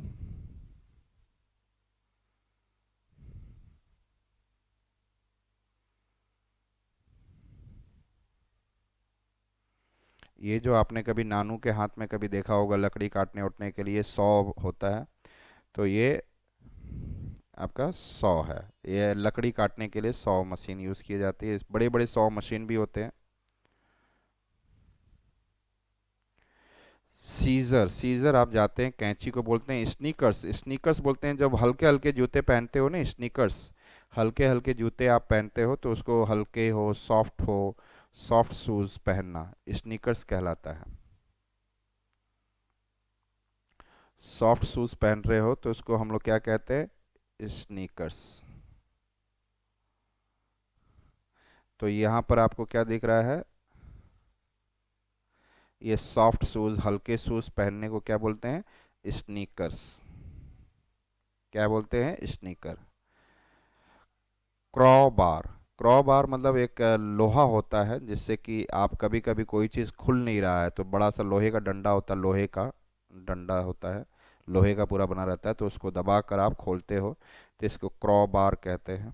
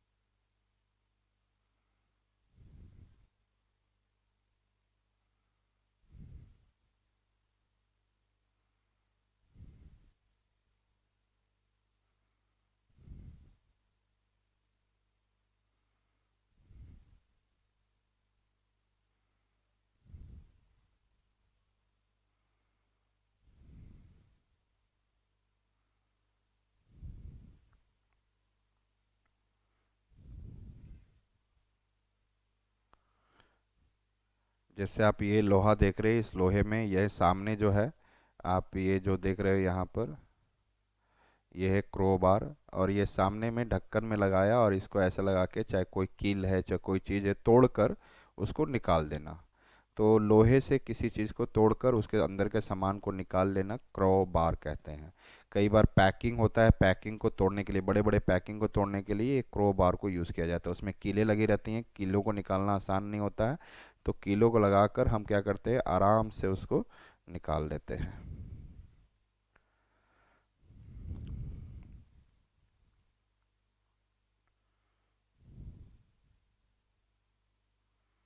तो क्रॉ बार समझ में आ चुका। प्रोज जो होता है, कभी कभी क्या होता है, हम लोग दो तीन लाइनों में, पोएट्री होती है, पोएट्री होती है जो कविता लोग कहते हैं, बड़े होते हैं, बट प्रोज जो होते हैं छोटे छोटे दो लाइनों में होते हैं, बहुत बड़ी मीनिंग कह जाते हैं उसके अंदर, बहुत छोटी छोटी बातों से ही बड़ी बड़ी बड़ी बातें सिखाई जाती हैं। तो रहीमन धागा प्रेम का न तोड़ो, तो न रहीमन धागा प्रेम का, ऐसे कहते हैं, रहीमन धागा प्रेम, प्रेम का जो धागा होता है, धागा तो होता नहीं है, लेकिन तोड़ो नहीं, यदि तोड़ो तो चटकाए, टूट जाए तो एक बार आप उसको जोड़ोगे तो गांठ पड़ जाएगा। तो जब दो लोगों के बीच में अच्छा प्यार होता है, भाई बहन के बीच में अच्छा प्यार होता है, तो आपस में कभी भी लड़ाई नहीं करनी चाहिए, नहीं तो ज़िंदगी में वो लड़ाई याद रहती है, अच्छा मेरे को उसने ऐसा कहा था, उसने मेरे को ऐसा कहा था, ये सोचना ही गलत होता है। तो इसी बात को कुछ दो लाइनों में एकदम गाने की तरह बोल दिया जाए तो उसको बोलते हैं प्रोज।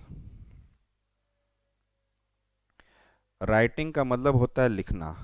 राइटिंग का मतलब क्या होता है, लिखना। लिस्प, आप जब तुतला कर बोलते हो, किरण, ऐसे तुतला कर बोलते हो तो उसको लिस्प बोलते हैं। तुतला कर बोलने को क्या बोलेंगे हम, लिस्प। क्या बोलेंगे, लिस्प। और लाइफ का मतलब होता है कि जीवन। ऑटोबायोग्राफी मतलब अपने से अपनी ज़िंदगी की कहानी लिखना, है ना। अपने से अपनी ज़िंदगी की कहानी लिखने को बोला जाता है ऑटोबायोग्राफी। अपने से अपनी ज़िंदगी की कहानी लिखना, उसको बोलते हैं ऑटोबायोग्राफी। विटनेस, मान लीजिए कि एक मर्डर हुआ और जिसने उसको देख लिया कि अच्छा ऐसा मर्डर ऐसे हुआ, तो उस व्यक्ति को बोला जाएगा वो विटनेस है, क्योंकि उसने देखा था कि मर्डर किसने किया, है ना, विटनेस। ट्रुथ, ट्रुथ का मतलब सच्चाई होती है। जैसे ट्रू भी बोलो, ट्रू एंड फॉल्स मैथ्स में खेलते हैं, आपको क्वेश्चन आएगा कौन सा सही है, कौन सा ट्रू है, कौन सा फॉल्स, फॉल्स का मतलब गलत, ट्रू का मतलब सही। तो ट्रुथ मतलब सच होता है ना, ट्रुथ का मतलब भी सच बोलना चाहिए। डॉक्यूमेंट्स, डॉक्यूमेंट्स मतलब जो पेपर है, मम्मी को यदि बैंक में कोई डॉक्यूमेंट्स जमा करना है, किसी कंपनी में कोई जमा करना है, कहीं पर इलेक्ट्रिसिटी बिल है, कोई डॉक्यूमेंट जमा करना है, तो वो पेपर डॉक्यूमेंट्स होते हैं। एक्सेप्ट, तो एक्सेप्ट का मतलब है स्वीकार करना। कोई चीज़ को यदि आप स्वीकार करते हो, आप बोलो कि पापा मैंने झूठ बोला था, झूठ का मतलब लाई, LIE, लाइड। तो आपने यदि कोई झूठ बोला है तो उसको एक्सेप्ट कर लो, स्वीकार कर लो, तो पापा फिर गुस्सा नहीं करेंगे आपको। एक्सेप्ट करना मतलब स्वीकार करना। एक्सेप्टेंस, जब एनी इस चीज़ को बोला कि मैं झूठ बोलता हूँ पापा, और मैंने ये झूठ बोला, तो फिर उसने क्या कर लिया, इस चीज़ को मान लिया, एक्सेप्टेंस हो गया, एक्सेप्टेंस, एक्सेप्टेंस। डांस, और जो डांस करना और जो डांस करने में अच्छा होता है उसको क्या बोलते हैं, डांसर। और डांस किस पे करते हैं, स्टेज पे किया जाता है। पृष्ठ, पृष्ठ जो होते हैं, पंडित को पृष्ठ बोलते हैं, पंडित को इंग्लिश में क्या बोलते हैं, पृष्ठ।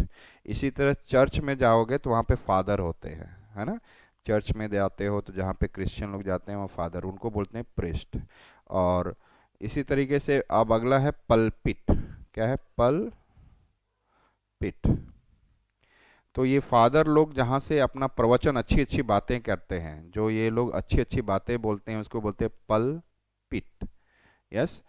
तो अच्छी अच्छी प्रवचन देना, अच्छी अच्छी बातें बोलने को पलपिट, जो ये फादर होते हैं, चाहे हम जो प्रिस्ट होते हैं, पंडित लोग, और प्रवचन बैठ के देते हैं, तो प्रवचन जो अच्छी अच्छी बातें, वो पलपिट होता है। असेंबली, तो असेंबली का मतलब है कि आप जब स्कूल में जाते हैं तो सब बच्चों को जन गण मन अधिनायक जय हे भारत भाग्य विधाता, ये जो हमारा नेशनल एंथम है वो गाने के लिए स्कूल स्टार्ट होने से पहले बच्चों को लाइन में खड़ा करके ये नेशनल एंथम गाया जाता है। तो वो सब एक जगह एकत्रित हो जाते हैं सारे बच्चे, तो उसको बोलते हैं असेंबली। इसी तरह जहाँ पे लोग बहुत ज़्यादा असेंबल हो जाएं, असेंबल का मतलब आ जाएं एक साथ, तो असेंबली कही जाती है। तो पार्लियामेंट, हमारा संसद है, उसमें सारे मेंबर ऑफ पार्लियामेंट, मिनिस्टर लोग जो है असेंबली में जाते हैं हर दिन। स्टेट, स्टेट कहने का मतलब है कि जम्मू एंड कश्मीर, पंजाब, हरियाणा, यूपी, राजस्थान, ये सब क्या है, स्टेट है। बर्ड्स, बर्ड्स मतलब चिड़िया बोला जाता है। एवियरी मतलब बर्ड्स से रिलेटेड साइंस को क्या बोलेंगे, एवियरी। बीज, बीज का मतलब आप जानते हैं मधुमक्खी। एक्वेरियम, एक्वेरियम जो पानी से रिलेटेड हो, आपके घर में यदि एक्वेरियम है जिसमें फिश रहते हैं तो उसको बोलते हैं एक्वेरियम। हाइव, हाइव आपको जो मधुमक्खियों का छत्ता होता है जहाँ पे मधुमक्खी वो हनी बनाते हैं, तो वो हाइव्स होते हैं।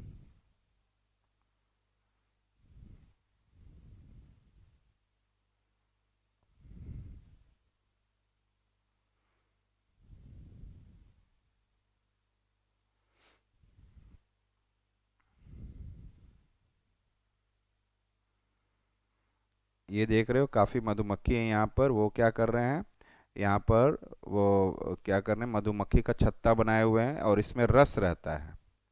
इसके अंदर आप देखोगे तो इसके अंदर क्या रहता है, काफ़ी रस रहता है। सारे मधुमक्खी इस पर आकर फूलों से रस चूसते हैं और यहाँ पे लगाते, इसमें डाल देते हैं, और धीरे धीरे धीरे धीरे धीरे बड़ा होते चला जाता है। और इसमें एक क्वीन होती है, मधुमक्खियों की रानी होती है, सब उसी की बात को जीत मानते हैं, तो वो मेन मेन होती है। तो ये आपने समझ में आ गया, ये क्या है, मधुमक्खी का हाइव्स, इसको क्या बोलते हैं, हाइव। ये क्या है, हाइव। तो हनी, हनी बी जो होते हैं मधुमक्खी, ये हाइव्स बनाते हैं। हाइव, HIV, हाइव्स का मतलब छत्ता, और इसी में रस होता है। और किसान लोग जो फार्मर होते हैं, ये इसकी भी क्या करते हैं, कल्टीवेशन करते हैं, बहुत सारे हाइव्स तैयार करते हैं, और उसमें से क्या निकालते हैं, हनी निकाल कर मार्केट में उसको सेल करते हैं, बेचते हैं। सेल करने का मतलब बेचते हैं। ठीक है। फिर ब्रेवरी, ब्रेवरी का मतलब जो होता है जहाँ पर शराब वगैरह बिकता है ना, शराब, वाइन, ये सब हमारा क्या होता है, ब्रेवरी, ब्रेवरी। हमने तो और जहाँ पर मधुमक्खियों को पाला जाता है उसको बोलते हैं एपियरी। क्या बोलेंगे हम, एपियरी। और ब्रेवरी किसको बोलेंगे, जहाँ पर शराब राब रहता है।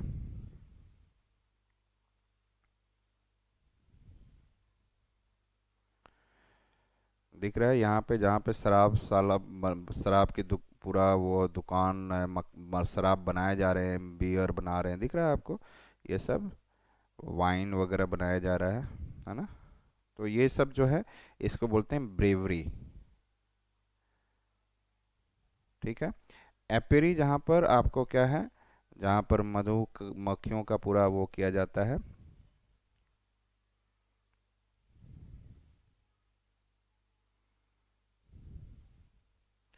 ये दिख रहा है यहाँ पे, ये सारे जो है यहाँ पर क्या बनाया जा रहा है, ये जो है इसमें दिख रहा है मधुमक्खियों का छत्ता बनाया गया है, लकड़ी का ऐसा बना दिया, ऐसा बना दिया, सब ये मधुमक्खी का पालन कर रहे हैं।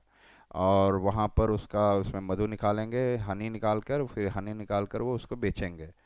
तो ये प्योर मधुमक्खी का इसमें होता है और इसके पैसे बहुत महंगे होते हैं। तो ये सब चीज़ें मधुमक्खियों का पालन कर रहे हैं और इसको बोलेंगे एपियरी। क्या बोलेंगे हम इसे? एपियरी। नेक, नेक का मतलब ये होता है गर्दन, है ना? नेक मतलब ये आपका नेक है, नेक। टाई, टाई का मतलब बांधना, ठीक है ना, टाई कर दिया आपने। अच्छा, यहाँ से भी टाई लगाने को भी लोग बोलते हैं, यहाँ टाई बांध दिया, या किसी चीज़ को टाइट से टाई कर दिया आपने, जोड़ कर बांध दिया। टाई मतलब जोड़ कर आपने क्या कर दिया, बांध दिया। वेस्ट, वेस्ट मतलब आपका जो कमर है, जो वेस्ट है उसको वेस्ट, वेस्ट मतलब कमर। और कमर पे आप क्या लगाते हैं, बेल्ट। क्या लगाते हैं? लगाते हैं बेल्ट। फिर आपको देखेंगे रिबन, रिबन क्या होता है, एक धागा होता है, जैसे कभी लोग अपने चोटी में रिबन बांधते हैं, जैसे मैं आपको दिखाऊं रिबन।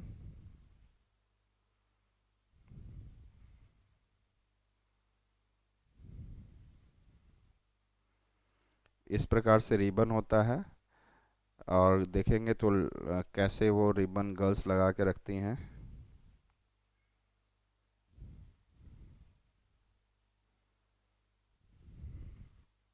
देखो गर्ल्स ने पीछे कैसे रिबन लगा रखा है।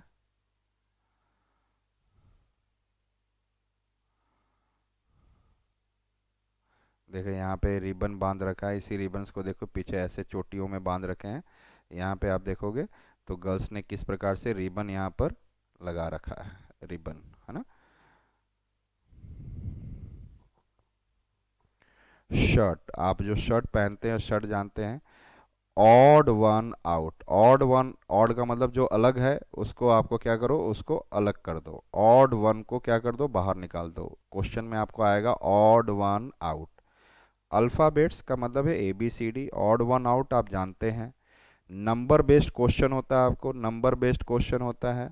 और ऑड वन आउट अभी आपको मैंने बताया, ऑड वन आउट, जो कि वो चारों ऑप्शंस में दिए रहेंगे, उसमें से कौन सा एक ऑप्शन जो है उसमें से अलग दिख रहा है तो उसको बाहर निकाल दो। Odd one out. कोडिंग, कुछ वर्ड होते हैं कोडिंग, और उसको डिकोड करना होता है। कोडिंग और डिकोडिंग आपको करना होता है, कोडिंग और डिकोडिंग। तो ये भी आपका रीजनिंग में क्वेश्चन होगा। कोडिंग, कोड दिया रहेगा, उसको डिकोड करना होगा। तो उसमें भी आसान सा होता है, बड़ा आसानी से समझा दूंगा, उसमें आपको कोई दिक्कत नहीं है। फिर एक रैंकिंग भी आपको निकालनी होती है, तो रैंकिंग के भी सवाल होंगे आपको। किसके होंगे? यहाँ पर कोई लोग 10 लोग एक लाइन में बैठे हुए हैं, तो उस तरीके से क्वेश्चन होता है। साथ में तो कोई सातवें पोजीशन पर है तो कैसे है, तो उसका भी मैं आपको समझा दूंगा, रैंकिंग। मिरर इमेज, आप मिरर में इमेज जो देखते हो, तो आपका इमेज राइट हैंड इधर है, तो वो आपका उसमें लेफ्ट, उसमें जो महसूस होगा वो लेफ्ट महसूस होगा मिरर में। और जो लेफ्ट है वो राइट महसूस होगा। तो मिरर में उल्टा नज़र आता है, लेफ्ट राइट बन जाता है, राइट लेफ्ट बन जाता है। वाटर इमेज में जो आपका नीचे है पैर, आप वाटर में किसी चीज़ को इमेज देखोगे तो पैर आपका नीचे है तो वो उसमें ऊपर दिखेगा, और आपका सर ऊपर है तो उसमें नीचे दिखेगा। तो वाटर इमेज में ऊपर नीचे उल्टा हो जाता है, नीचे वाला ऊपर हो जाएगा, ऊपर वाला नीचे हो जाता है, ठीक है। फिगर मैट्रिक्स, ऐसे कुछ क्वेश्चन रहेंगे, ज्योमेट्रिकल फिगर, जिसमें आपने देखा अभी याद, ट्रायंगल है, स्क्वायर है, क्वाड्रिलेटरल है, पेंटागन, हेक्सागन, ये सारी जो है शेप। फिर टाइम और कैलेंडर भी आपको समझाऊंगा, टाइम एंड कैलेंडर भी आराम से आप कर जाएंगे। रोज, आप जब ये इसको रोज कहते हैं, ये जो आपने देख रहे हैं ना, ये रोज होता है, और ये लाइन को बोलते हैं कॉलम्स। क्या होता है, इसको हम क्या कहेंगे, ये एक रो, दो रो, तीन रो, इस प्रकार से चार रो, पांच रो, ये रोज हैं, स्ट्रेट लाइन। और कॉलम्स क्या होता है, ये और एक कॉलम्स होते हैं, वन टू थ्री, ये कॉलम्स बन गया आपका। तो इस तरीके से आपको, इसी को मैट्रिक्स भी कहा जाता है। तो ये आपका क्या हो गया, रोज, कॉलम। और रोज कैसे होता है, आपने देखा हॉरिजॉन्टल होता है, सीधा, हॉरिजॉन्टल ऐसे होता है, इसको हॉरिजॉन्टल बोलते हैं।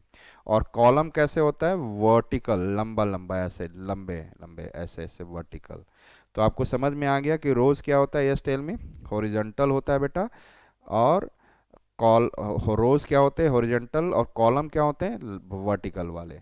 ब्लैंक, इसमें क्या है, यहाँ पे कुछ लिखा हुआ है, नहीं लिखा हुआ है, यहाँ पे कुछ लिखा हुआ है, नहीं लिखा हुआ है, तो इसको ब्लैंक बोलेंगे, है ना। डिनोट, डिनोट का मतलब ऐसे उंगली दिखाना। चलो मैंने एनिस दिखा रहा है, देखो पापा वहाँ क्या है, तो वो डिनोट कर रहा है, देखो पापा वहाँ क्या है। और डिनोटेड, उसी का पास्ट टेंस, एनिस ने डिनोटेड, एनिस ने डिनोटेड किया कि वहाँ देखो पापा क्या है, ऐसे उंगली से दिखाना कि देखो पापा वहाँ क्या है, डिनोटेड, है ना।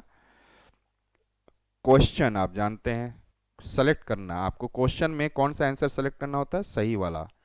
सुटेबल मतलब कोई चीज़ सही हो तो उसको बोलेंगे सुटेबल है। आप जैसे आपको कोई चीज़ कपड़ा पहने तो अब मम्मी पूछेगी आपको सूट कर रहा है बेटा, फिट आ रहा है, सुटेबल या फिट हो रहा है आपको, तो सुटेबल, बाप हाँ बोलोगे, हाँ मम्मी ठीक है मेरे लिए, ठीक है सुटेबल। फिगर, फिगर का मतलब है पिक्चर या इमेज, फिगर का मतलब पिक्चर, ध्यान से रखना, पहले ही बताया हूँ बेटा, पिक्चर या इमेज। आप यदि मैंने कोई चीज़ लिखा, तो यदि मैंने लिखा आपको 2394, तो यदि एक चीज़ होता है प्लेस वैल्यू, प्लेस वैल्यू, और एक होता है फेस वैल्यू। तो आपको मैं दिखाऊं, एक मिनट।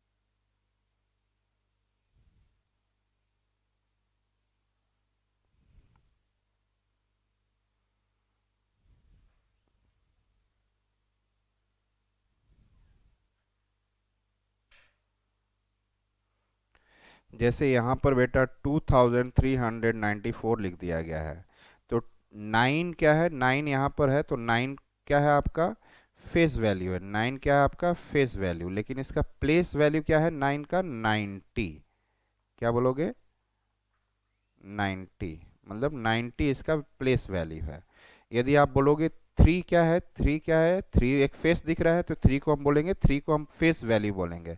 लेकिन इसका प्लेस जिस स्थान पे रखा गया है 3 को, तो 3 को हम लोग क्या बोलेंगे 300। क्या बोलेंगे 300। तो ये इसका क्या हो गया प्लेस, प्लेस वैल्यू है ना। और फेस वैल्यू 3 का 3 ही रहेगा, लेकिन इसकी 2 क्या है, 2 क्या है आपका, 2 क्या है आपका, 2 है, उसको बोलेंगे फेस वैल्यू, उसको क्या बोलेंगे हम फेस वैल्यू। लेकिन 2 का प्लेस वैल्यू क्या है 2000, है ना। तो ये आपको फेस वैल्यू प्लेस वैल्यू जो आपको दिखेगा यहाँ पर, आप अभी प्लेस वैल्यू और क्या देखा फेस वैल्यू, क्या देखा आपने फेस वैल्यू प्लेस वैल्यू। दोबारा मैं दिखाऊं आपको, यदि मैंने लिखा 3494, तो यदि आपसे पूछूं मैं कि सॉरी 3495 बोला, मैंने बोला कि 5 का प्लेस वैल्यू क्या है, प्लेस वैल्यू, तो 5 का प्लेस वैल्यू 5 है। यदि आपसे 9 sorry face value, face value पूछ रहा हूँ पहले क्या है, 9 का फेस वैल्यू क्या है फेस वैल्यू, तो आपको 9 है। 4 का क्या है फेस वैल्यू 4 है। लेकिन यदि मैं बोलूं कि और 3 का फेस वैल्यू क्या है फेस वैल्यू 3 है, लेकिन इसकी प्लेस वैल्यू बोलूं 5 का प्लेस वैल्यू 5 है, लेकिन 9 का प्लेस वैल्यू क्या है आपका 90, है ना।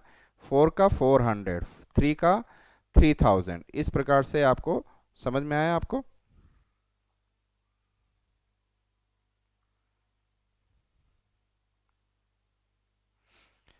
इस इसको बोलते हैं लेस देन और इसको बोलते हैं ग्रेटर देन। इसको क्या बोलते हैं less than, LESS less than, और इसको बोलते हैं ग्रेटर देन,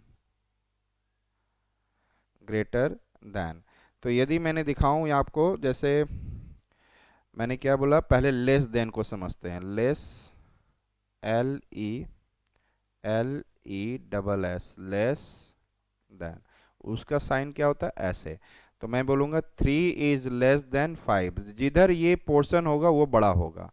तो ये 3 is less than 5, 2 is less than 7, फिर हमने बोला 4 इज लेस देन 9, फिर हमने बोला 3 इज लेस देन 4।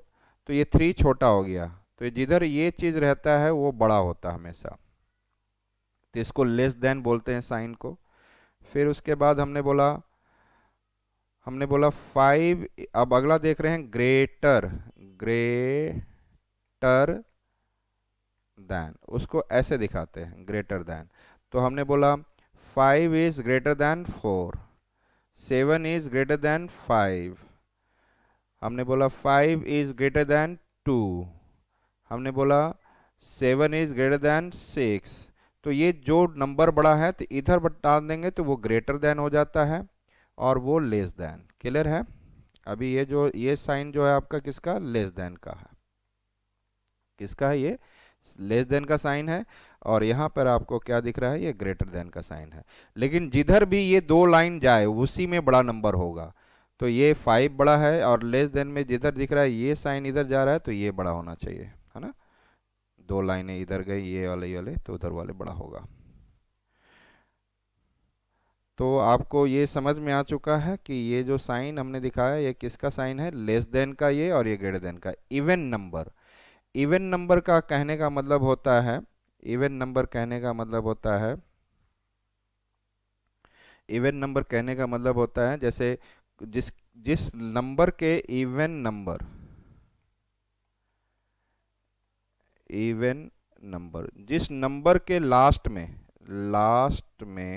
क्या आ जाए यस 0 2 4 6 8, जिस नंबर के लास्ट में 0 2 4 6 8 आ जाए वो इवन नंबर है। तो जैसे हमने एक नंबर बोला 2398, तो ये क्या है आपका इवन नंबर।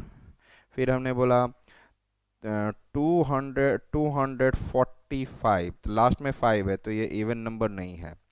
फिर हमने बोला 360, 364, तो लास्ट में 4 है तो ये क्या है इवन नंबर है। फिर हमने बोला 5280, लास्ट में 0 है तो ये इवन नंबर है।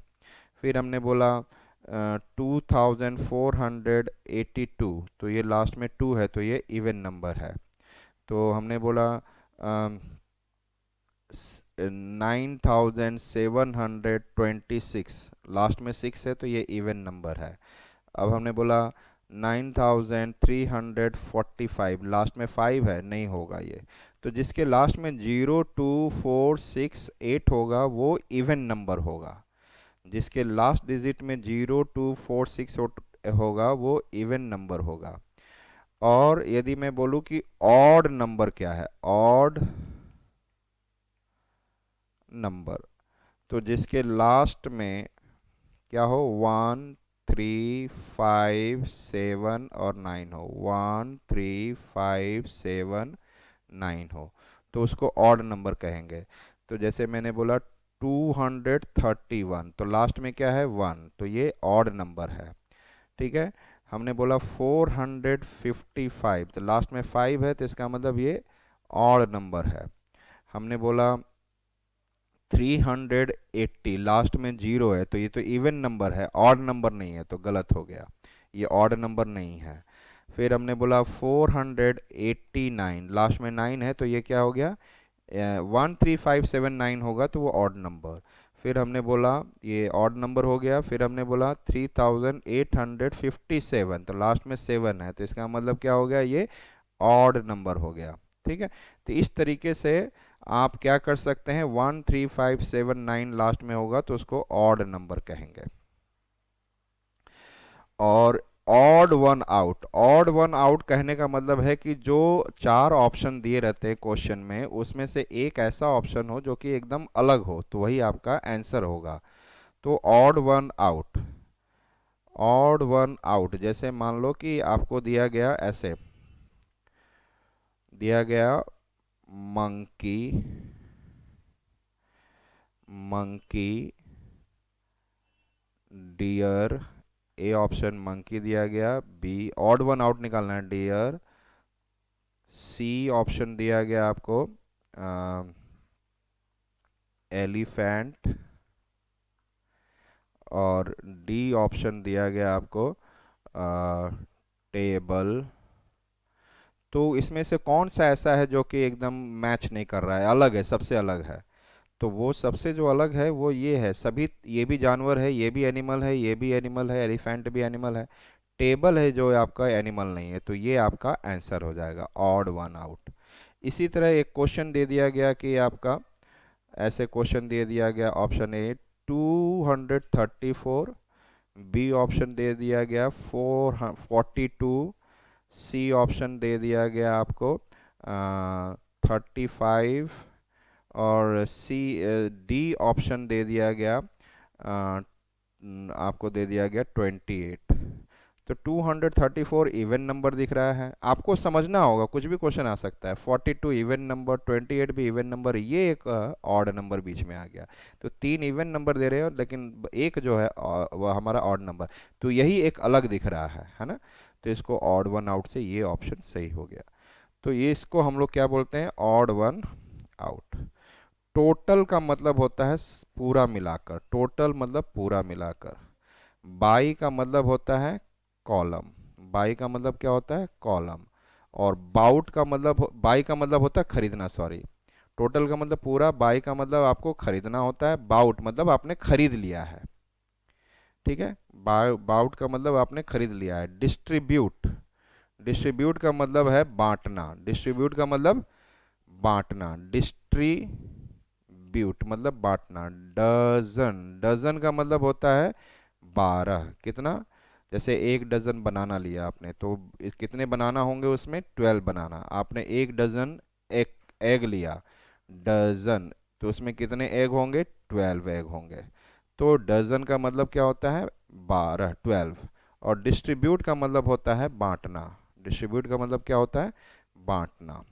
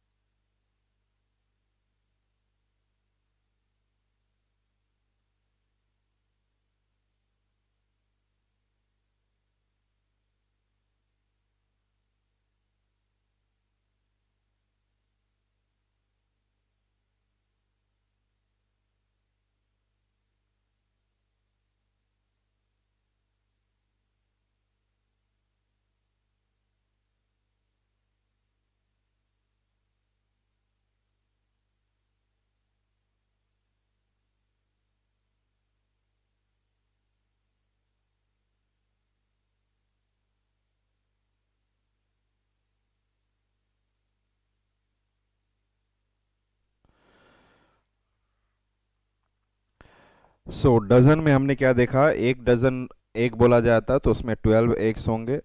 और 1 डजन बनाना बोला जाए तो उसमें 12 बनानाज होंगे। तो इस तरीके से आपने मैच कॉलम्स का मतलब होता है कि आपके सामने जो कॉलम्स दिए रहे हैं उसको आपको मैच करना है। Match the columns. और उसमें आपको बोल दिया जाए जैसे कि आपको मैच कॉलम्स में बोल दिया जाए कि एक साइड आपको दे दिया जाए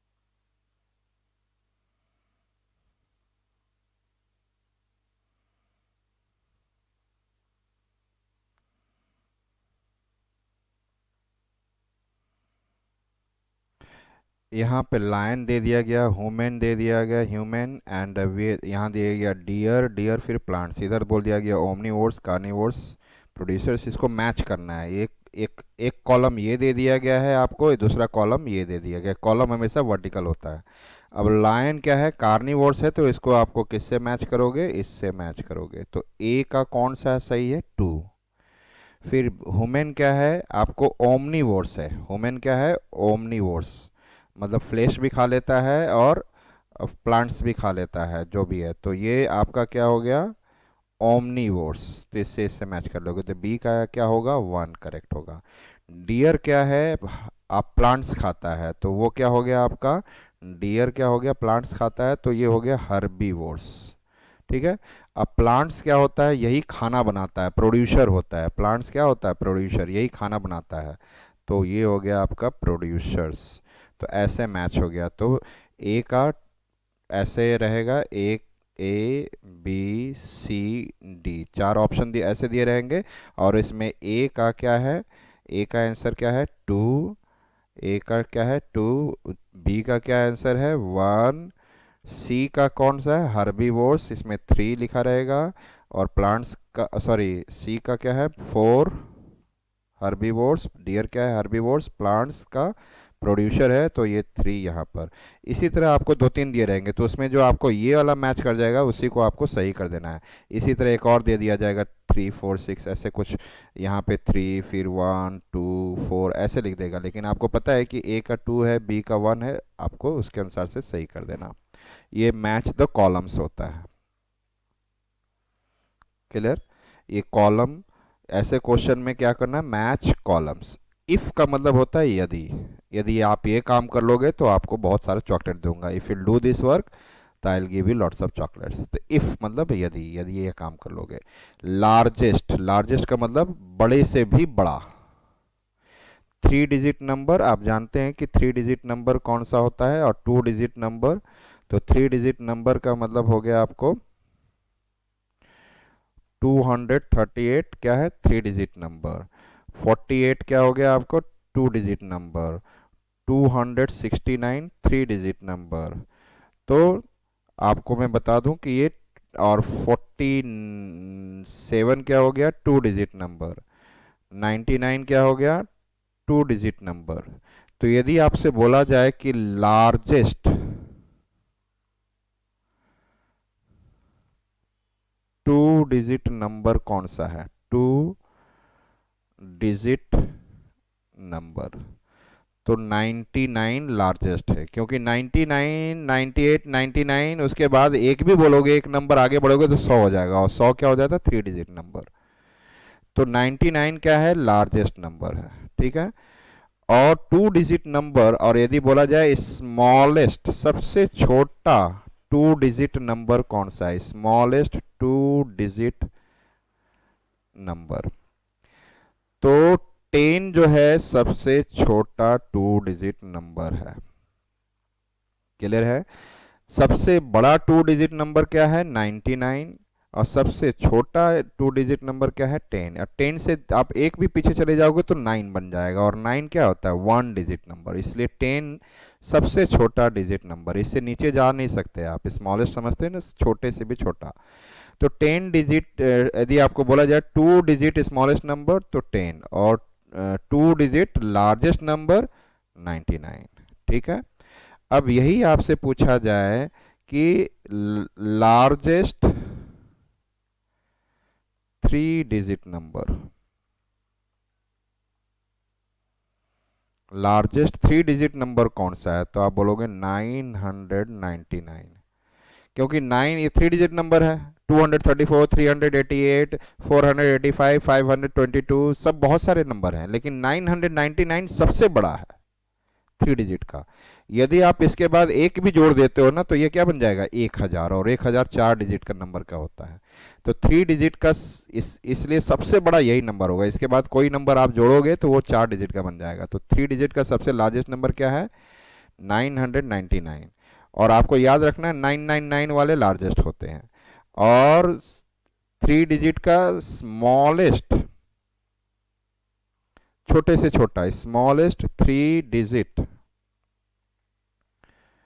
नंबर कौन सा है? स्मॉलेस्ट 3 डिजिट नंबर है 100, 1 लिखकर 00, 00 वाले जहाँ पे भी रहेंगे वो स्मॉलेस्ट होंगे।